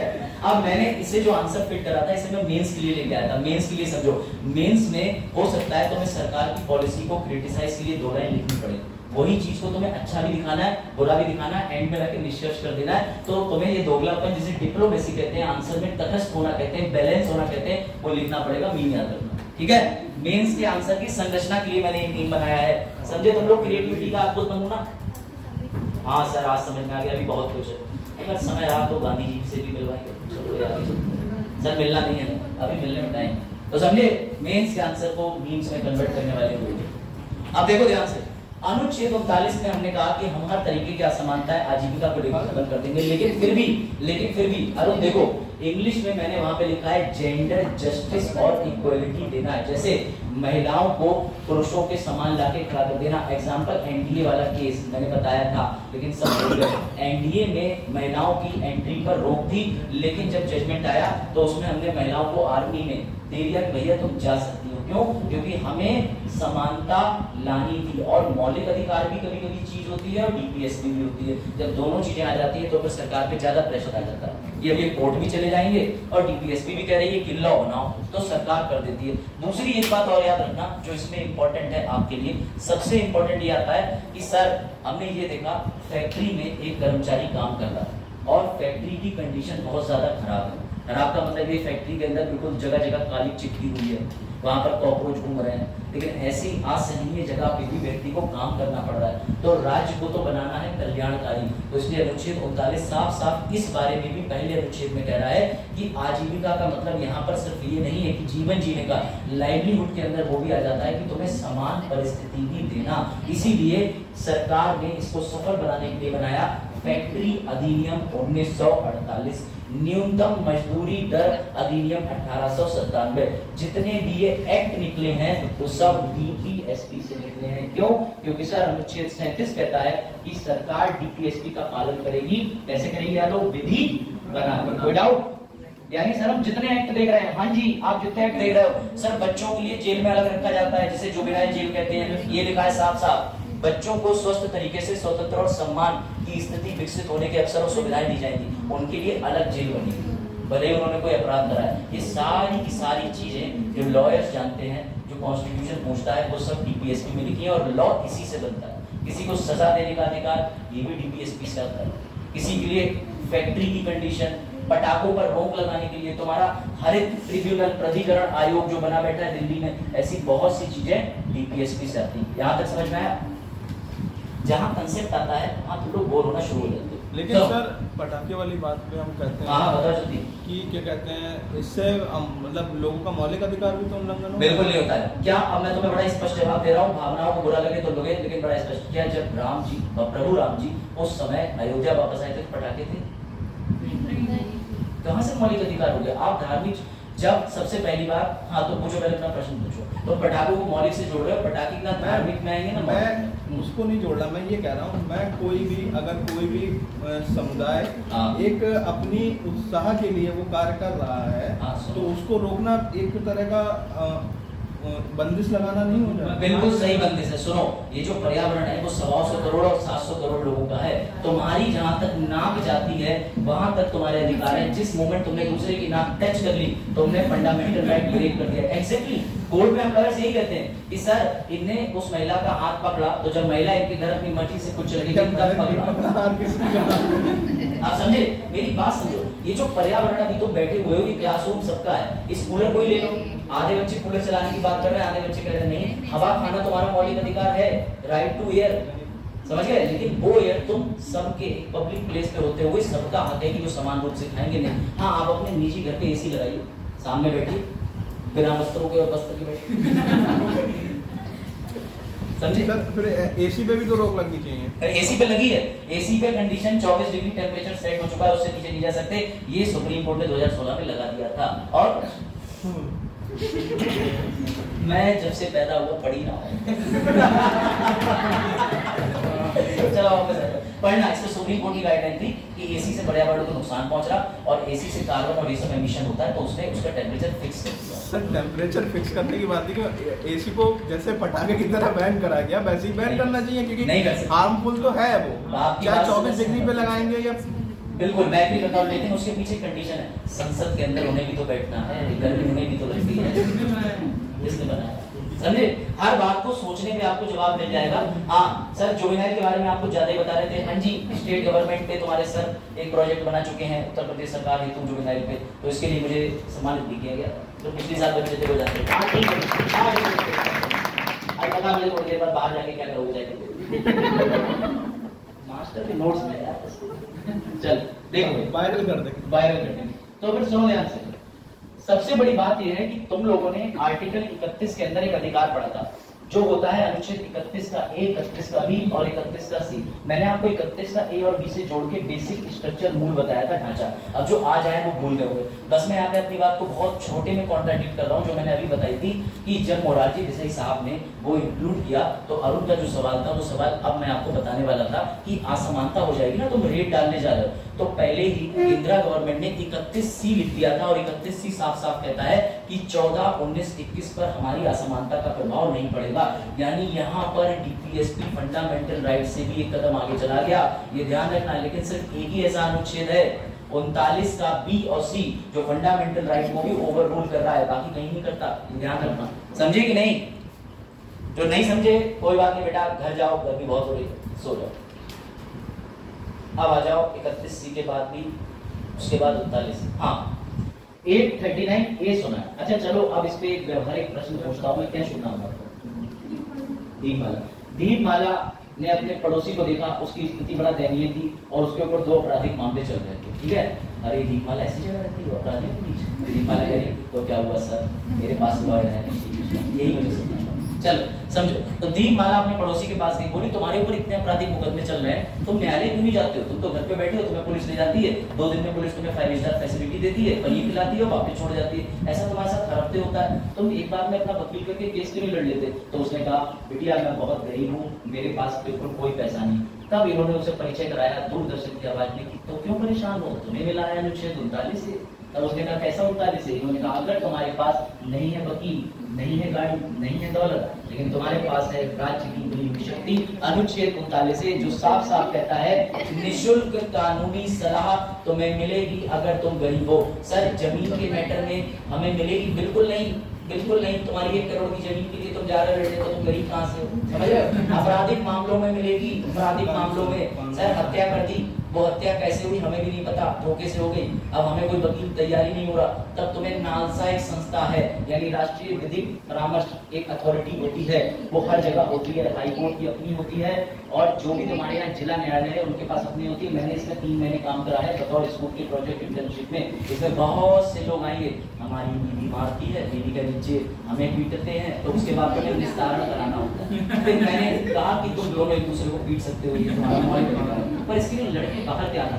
बोले नहीं, हम अपने दूसरे पति को पीटते हैं या अपनी दूसरी पत्नी को पीटते हैं। नहीं समझे? चलो देखो नालसा, तो ऐसा जो नालसा है वो 1987 में बना दिया था राज्य ने, कल्याणकारी राज्य के लिए ये भी दिया। क्यों भैया? राज्य का कल्याण सबसे जरूरी है कि वो विधि समझे, और विधि को तब समझेगा जब उसे निःशुल्क लीगल एड प्रोवाइड करोगे। समझे? जो एक बात बकाला पढ़ रहे हैं, समझ में आया कि नालसा इसे बोलते हैं। सर ये कब डाला गया?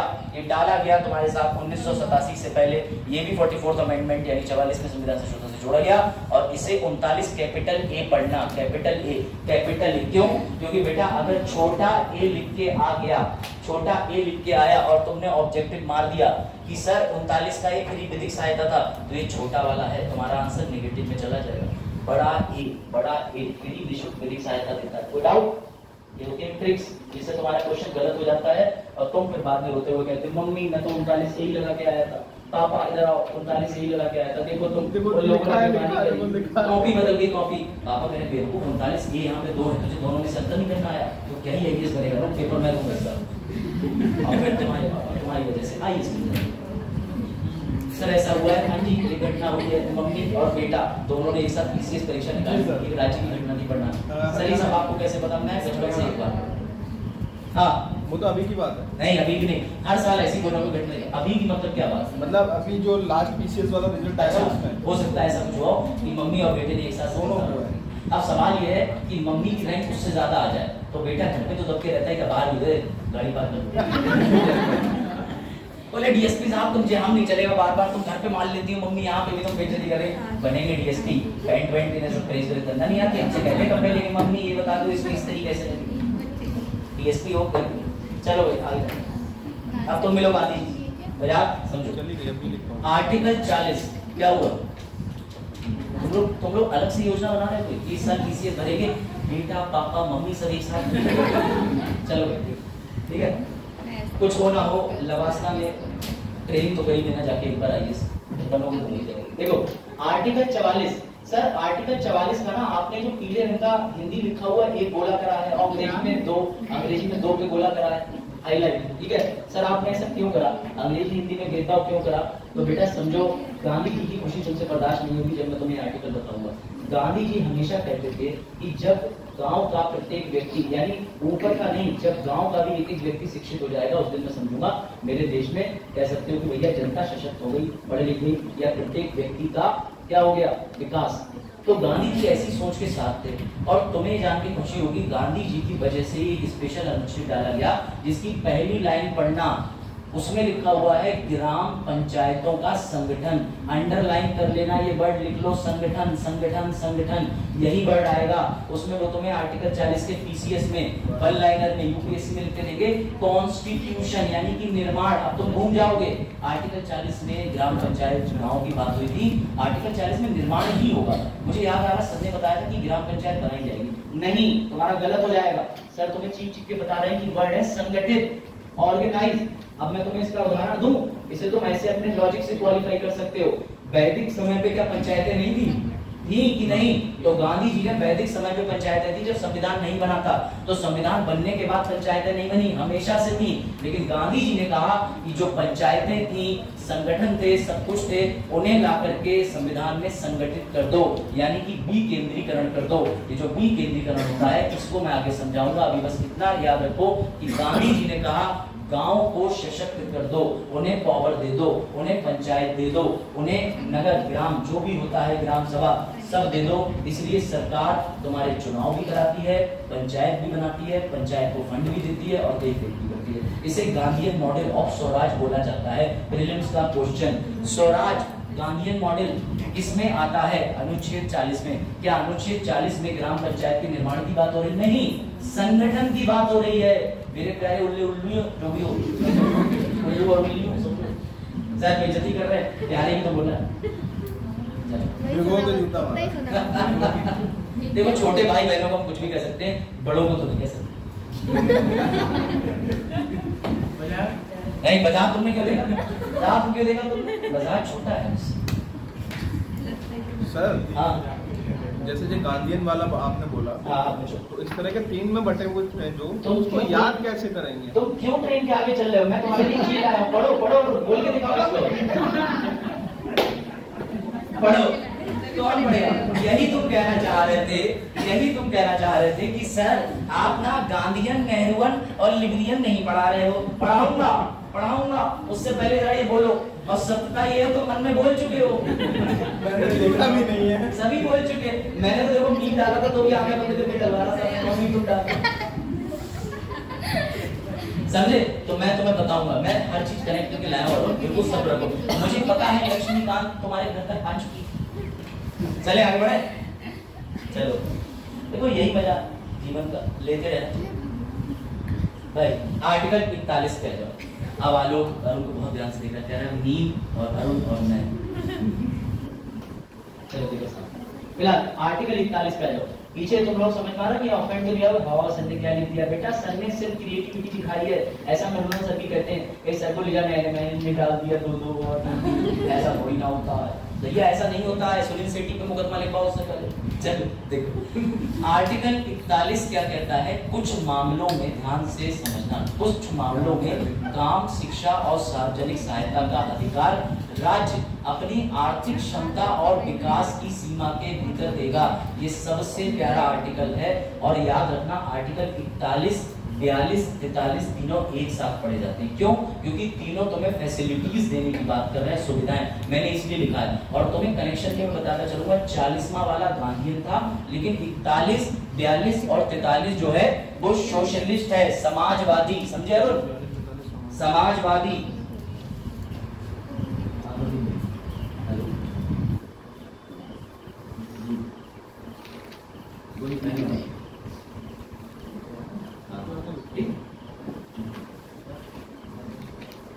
दो तीन जगह भागने के चक्कर में फोन अटेंड करने पड़ते हैं, ठीक है? यही सिर्फ जान पहचान की वजह से नहीं लगे, तुम्हारे सर और भी जगह पढ़ा रहे हैं, समझो है जान पहचान है पीलीभीत के लोकल में, भैया टैलेंट पे आए। सही है? तुम्हारे सारे प्रश्नों के उत्तर दे दिए मैंने, पिछले साल के बाद प्रश्नों के भी उत्तर दे रहा हूँ। सोनू समझ रहा है, सोनू अलग से भी पता है कोचिंग लेता है। चलो देखो साहब आ जाओ। 41, 42, 43 एक साथ पढ़ा जाता है। 41, 42, 43 सर क्या कहता है? तो 41 समझो सर, 41 समझो, हमने लागू करवाई कौशल विकास योजना, अटल पेंशन योजना। सर ये वाली जो योजना है ना, अभी आपने पीछे अनुच्छेद 38 में भी बताई थी। हाँ जी मैंने 38 में भी बताई थी, लेकिन इसीलिए मैंने लिखा है आगे, ये वाला जो मीम मैंने डाला है वो इसीलिए, कई आर्टिकल एक जैसे लगेंगे, 2-2 लगेंगे, रिपीट होंगे, तो कंफ्यूज मत होना। उस आर्टिकल में जो बात लिखी है उसका विस्तृत रूप या फिर थोड़ी आजादी या थोड़ी कमी करके उन्होंने आगे लिखा है। कैसे समझो?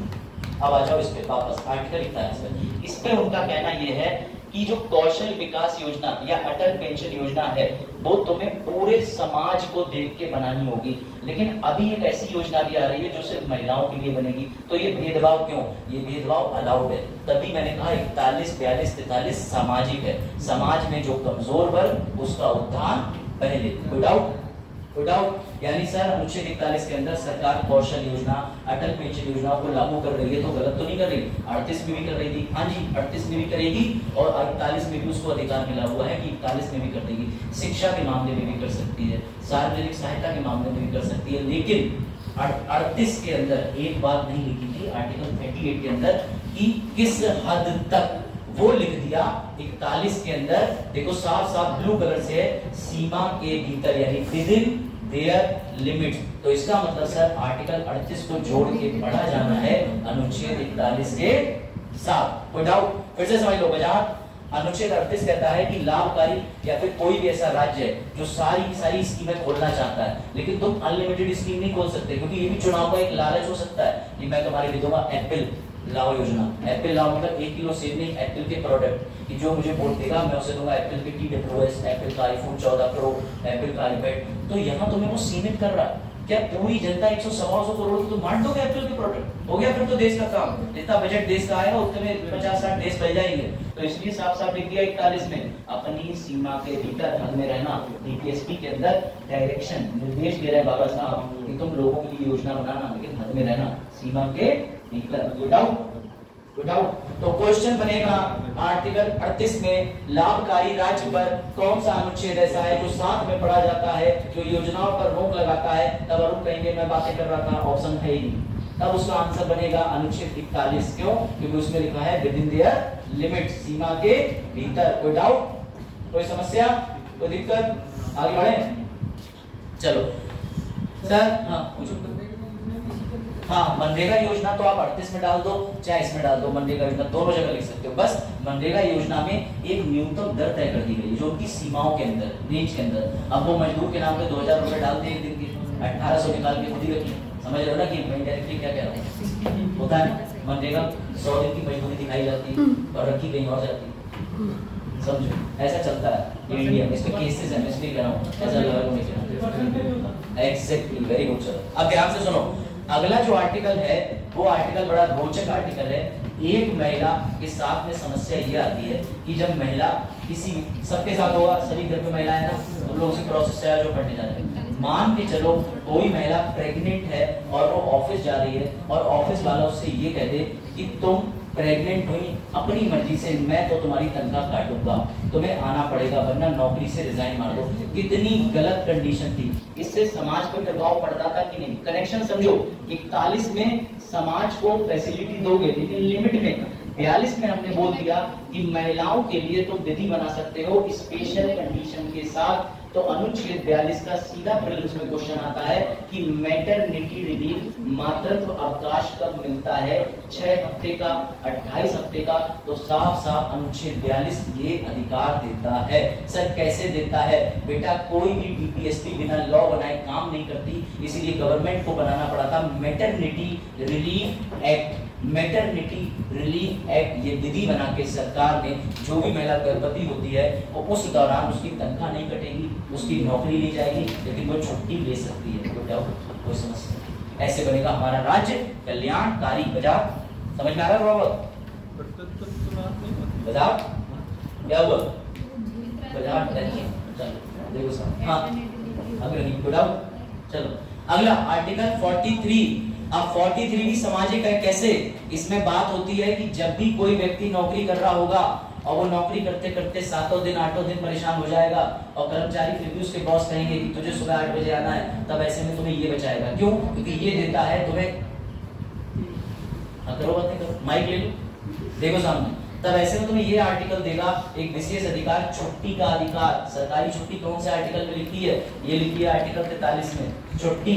साफ साफ सर अभी आपने कहा कि इसको डायरेक्टली लागू नहीं करा जा सकता, इसके लिए कोई ना कोई विधि बनेगी। हाँ जी, वो लिखिए विधि, minimum wages act, factories act, ये सारे अधिनियम बना के तुम्हें छुट्टी दी गई। तुम्हें कैसे पता चला कि 10 से 5 ही ऑफिस का टाइम रखा जाएगा? सरकार ने लॉ बनाया। तो तुम्हें कैसे पता चला कि स्कूलों का टाइम कितने से कितने बजे होगा? क्योंकि शिक्षा का अधिकार अधिनियम RTE एक्ट है तुम्हारे पास। तुम्हें कैसे पता चला कि जब मैं जाऊंगा तो त्योहार पे छुट्टी मिलेगी? तुम्हें कैसे पता चला कि जब मैं ऑफिस में नौकरी करूंगा तो मुझे बीमा मिलेगा? तुम्हें कैसे पता चला कि मैं ऑफिस में जब नौकरी कर रहा हूँ तो किसी महिला कर्मचारी से छेड़छाड़ नहीं करूंगा? ये सारे एक्ट बनाए गए इस अनुच्छेद 43 से। तो तुम्हें 41 को पढ़ के नीतियां पता चली, 42 को पढ़ के महिलाओं के बारे में मैटरनिटी रिलीफ पता चला, 43 में तुम्हें अपना काम करना पता चला। अगर तुमसे 41, 42, 43 को एक साथ लिख के पूछ लें कि ये किसके अधीन आता है, तो तुम्हें बोलना है ये सामाजिक जस्टिस के अंदर वर्गीकृत है। अभी मैं आगे तुम्हें जिस चीज को लेके चल रहा हूँ उसमें हर आर्टिकल का वर्गीकरण किया गया। कोई डाउट? इसमें रिलीफ 6 हफ्तों का मिलता है, 28 हफ्तों का मिलता है, ये लिखा है यहाँ पे, कहीं मैं लिख के भी लाया था, ये लिखा है, 26 सप्ताह, 12 सप्ताह और 8 सप्ताह पहले। हाँ जी, ठीक है। मुझे पता है तुम इतनी मेहनत नहीं करोगे, गूगल करके इसे नहीं खोजोगे, क्यों सर? हमारी ना उंगलियां थक जाती हैं, उन्हें इंस्टाग्राम पे जवाब देते देते हम बिजी हैं, हम फिर से बिजी हैं, हम बिजी ही बिजी हैं। तो उन्होंने पूछा कि तुम काम क्या करते हो? बोले बिजी दिखाना होता है, करते क्या? मुझे पता है कि तुम बिजी दिखाओगे खुद को, इसलिए मैंने तुम्हारे लिए अपने इन प्यारी प्यारी वीडियो से 1961 का मात्र अधिनियम लिख दिया कि भैया 36 हफ्ते, 12 हफ्ते, 8 हफ्ते कब छुट्टी मिलती है, ताकि क्वेश्चन आ जाए तो तुम कराओ। अब तुम्हें इतना बच्चों की तरह स्पून फीडिंग करके दे रहा हूँ, तब भी रिजल्ट नहीं लाए, तो तुम्हारे तो ब्लैक लिस्ट मैं कराऊंगा रजिस्ट्रेशन के साथ। अरे सर ऐसा मत करा, आगे आ जाओ भाई। अब देखो ये है वर्गीकरण। तुमने हर जगह पढ़ा होगा, लूसेंट में पढ़ा होगा, घटना चक्र में पढ़ा होगा।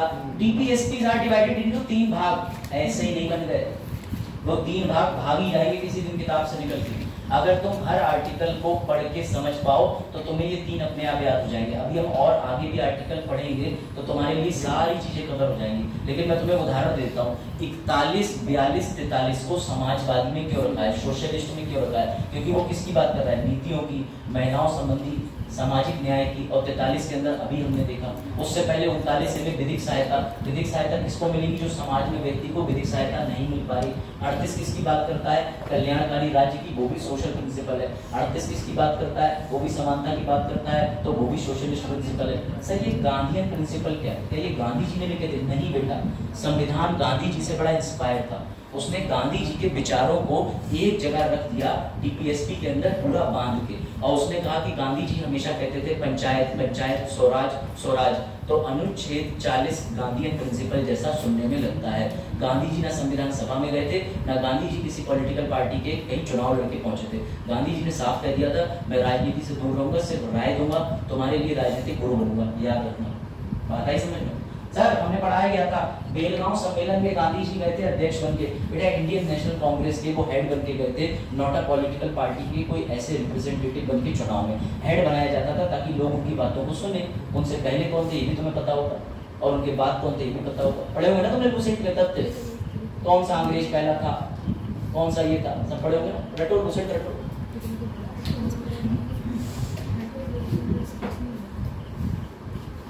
सपना और शिवांशी अलग लेवल का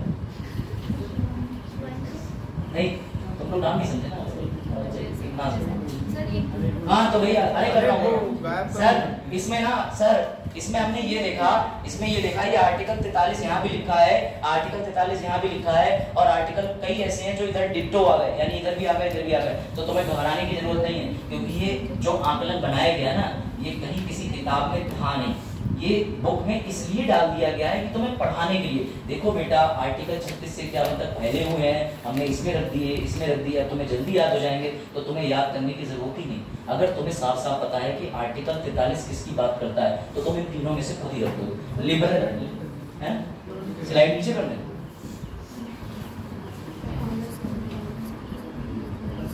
ठीक, लिख लो लिख लो। तो ये सब आप तो बनाते हो बेटा, बाइक पे जाते समय जब कैसे बनाते, घर पे रात में बैठ के। सोनू नींद से बड़ा इंस्पायर हो, बस स्लाइड दे दिया करो, नींद ही निकाल लो। नींद तो सोनू तुम कहीं और भी निकाल सकते।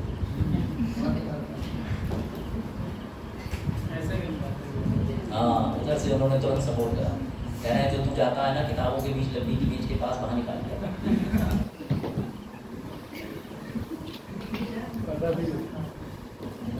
सैफ बजरात और हम ही को छोड़ देते इस वक्त। कहाँ पे? ऐसी जगह जहाँ से आप अभी वापस आए। मैं तो लिख रहा था जी, वहाँ भी लिखा जाता है। चलो देखो साहब, ये क्लासिफिकेशन समझ आ रहा? सर हमें तो लग रहा है फंडामेंटल राइट से ज्यादा इंपॉर्टेंट डीपीएसपी है। हाँ जी, इसलिए डीपीएससी से मेंस में प्रीलिम्स में खूब क्वेश्चन बनते हैं और तुम भटक जाते हो। वो तुम्हें लिखेंगे शिक्षा का अधिकार या संगठन ग्राम पंचायत का कहाँ है। अब उन्होंने लिख दिया कि ग्राम पंचायत का संगठन कौन से अनुच्छेद में है, नीचे दे दिया 73वां 74वां संशोधन। अब तुमने क्या देखा, पंचायत तो 1992 में 72 में संशोधन हुआ था, यही सही होगा। अब एग्जामिनर वहाँ तुम्हारा आंसर काट दे रहा है, फिर तुम मम्मी से कह रहे मम्मी 100 रुपए देना, तो मम्मी कह क्यों, मम्मी को यूपीएससी का फॉर्म इस बार नहीं निकलना ना, गलत हो गया, 100 रुपए फीस है। समझे? तो ऐसे 100 करके तुमने देश को आज कहां से कहां पहुंचा। सर लिबरल को क्या बोलते हैं? पहली बार? अच्छा ये कहना मैं पहली बार पहुंचाऊंगा, तुम पहुंच जाओ, चरण तुम पहुंच जाना, पहुंचाना मत।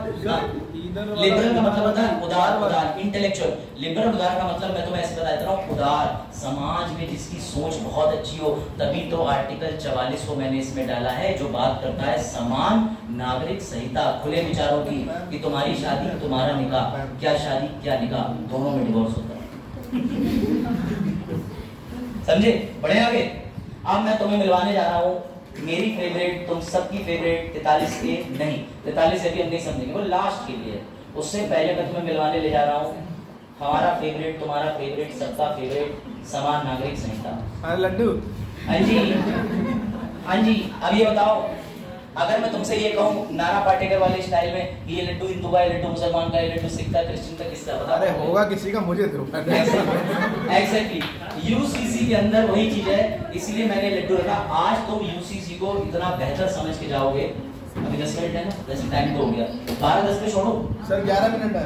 11 मिनट है नहीं, 12:30 नहीं, क्योंकि मुझे इधर 11 मिनट है अभी तक 11 मिनट। मैं फिलहाल सिर्फ यूसीसी तो मैं थोड़ा बता दे रहा हूँ, 5-7 मिनट छोड़ देता हूँ, ठीक है? पहले तुम लोग सोचो बैठा ले रखी है, वो तो फ्री है, हमें फ्री में करता। चलो कुछ बच्चे समझ लेते नहीं, हम बिल्कुल नहीं कहेंगे सर। हैं? अरे हम रहेंगे तो तुम भी रहोगे। अरे वाह क्या बात है। चलो फिर खत्म करें। अरे नहीं, पढ़ लो, 10 मिनट पढ़ लो। देखो यूसीसी के बारे में मैं तुम्हें जितने यहाँ पे लॉ पढ़े हैं और जो विधि को जानना चाहते हैं, वो बस ये डायग्राम में यही वाली स्लाइड खत्म कर दे रहा हूँ। उसके बाद मैं तुम्हें जो भयानक चित्र हैं वो कल दिखाऊंगा, मैं तुम्हें आइडिया दूंगा। हाँ, शाहबाद इस उम्र में इनके पति ने जाके दूसरी शादी करी मध्य प्रदेश में, इन्हें छोड़ दिया। इनके पास पैसा नहीं, ये पढ़ी लिखी नहीं, जब ये सड़कों पे घूम रही थी तब इन्हें वकील ने जाकर के इनका अधिकार दिलाया, और यूसीसी की बुनियाद यहीं से पड़ेगी। ये तुम्हें कोई नहीं बताएगा ना? बताओ सर, कोई नहीं बताएगा मतलब आप बताएंगे? हाँ बेटा मैं बताऊंगा, क्योंकि मैं लॉयर हूँ, मैंने पढ़ा है। ये बड़ा इंपॉर्टेंट है सहावानो जजमेंट। 3 तलाक क्या है? तलाकुल सुन्नत, तलाकुल बिदअत, सूरा नंबर 241, 242 सब क्या है? अरे उसमें एनर्जान मिल गया न्यू फोर्स कंपनी का, समझ, दूसरी कंपनी का। देखो समझ, यूसीसी क्या होता है? अरे आलो हमारा तुम्हें पता, होलसेल वाला काम, कई कंपनियां चल गए। हाँ, मैं भी आपको टोलो लेने करता हूं। अब देखो, यूनिफॉर्म सिविल कोड से पहले तुम्हें भारत में ना 3 प्रकार की विधि समझनी होगी। 3 प्रकार की, सुनो बजा। किसी व्यक्ति ने चोरी करी, ध्यान से समझना, लॉ इंडिया में 3 तरीके से डिवाइड है। सर अभी तक हमें एक लॉ समझ में नहीं आया, आप तो 3 लॉ बता रहे हो। हाँ जी, अगर तुम चोरी, हत्या, लूटपाट या कोई भी व्यक्ति करता है तो उसे रखा जाता है आपराधिक लॉ में, क्रिमिनल लॉ। कोई डाउट? एक होते हैं दीवानी लॉ। सर दीवानी मतलब वही ना कि एक लड़की घर से प्रेमी के साथ फरार? नहीं जी, वो दीवानी लॉ नहीं होते। दीवानी मतलब जमीन के विवाद, उसे उर्दू में दीवानी कहा जाता है। अच्छा हाँ जी, जमीन का मुकदमा। वरना मुझे समझ रहा हूँ तुम कहोगे सर बस यही वाला बता दीजिए, कहाँ यूसीसी के चक्कर में आप पड़े। तो भैया तुम्हारी दीवाने और दीवाने अधिनियम का मतलब मैंने इंग्लिश में लिखा है सिविल, सिविल, सिविल। अब अटेंटिव हो जाओ, 12:07 पे भी छुट्टी हो सकती है अगर जल्दी समझ गए। सवाल ये है सर, एक आपराधिक होते, मेरी बात समझना, अब ये तुम्हें यूसीसी समझने में मदद करेगा। मुस्कान बताओ, एक व्यक्ति है, वो एक पर्टिकुलर धर्म का है, उसने एक हत्या कर दी चौराहे पे किसी व्यक्ति की। हत्या की धारा 302 में व्यक्ति को आजीवन कारावास या 10 या 14 वर्ष की सजा होती है, कितना भी मान लो। एक व्यक्ति सिख समुदाय का है, उसने भी चाकू मार के हत्या करी, एक मुस्लिम कम्युनिटी का, एक हिंदू है। क्या आप सबको अलग अलग सजा दोगी या सबको 302 में जेल पहुंचा के फांसी पे पहुंचाओ? सबको एक से। रुक जाओ, मुस्कान को देंगे जवाब, मुस्कान देंगे जवाब। तुम मुस्कान हो, मुस्कान देंगी रहेगी, तुम भी मुस्कान हो। हाँ मुस्कान। नहीं, एक सी सजा का मतलब ये कि किसी व्यक्ति ने किसी की हत्या करी, क्या इस पे कोई धर्म लागू होता है या सिर्फ हत्या की सजा? भाई अब मेरी बात ध्यान से सुनना, कोर्ट में बहुत मैटर चल रहे हैं। किसी हिंदू ने हिंदू को मार दिया, मुसलमान ने मुसलमान को मार दिया, सिख को मार दिया, जिसको भी मारा मारा।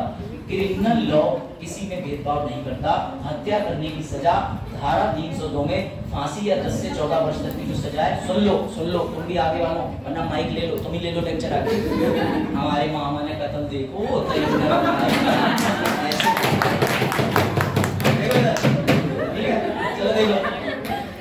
चलो देखो, गिलास भर के रखो तो ही आनंद आए, वरना ये आनंद मैं खुद को देता रहूं। जा बढ़िया हो। देखो, तो भैया आपराधिक वाला सुनो, जब आपराधिक नियम भारत में एक है, ऐसी जमीन का भी सुन लो, जमीन के लिए भी किसी की जमीन छीन जाती है तो अगर वो जमीन को लेके मुकदमा करता है, इन्होंने हड़प ली, इन्होंने ये कर लिया, तो भी हम मान लेते हैं कि चलो एक पते एक जैसा है। लेकिन सवाल बसात वहां पे खड़ा हो जाता है, सवाल समस्या यहाँ खड़ी हो जाती है कि एक हिंदू ने एक हिंदू लड़की से शादी करी और जब वो डिवोर्स लेने गया तो उसके लिए डिवोर्स कोर्ट के जो नियम है वो अलग।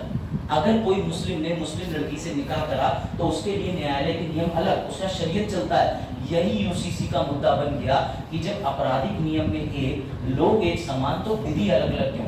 इसकी समस्या सबसे बड़ी न्यायालय को आई। क्यों? क्योंकि न्यायालय को जब मुस्लिम के मामले सुनने पड़ते थे तो शरीयत कोर्ट में भेजना पड़ता था, यानी जो जजेस शरीयत लॉ को जानते हो। हिंदू लॉ के मामले में हिंदू को भेजना पड़ता था।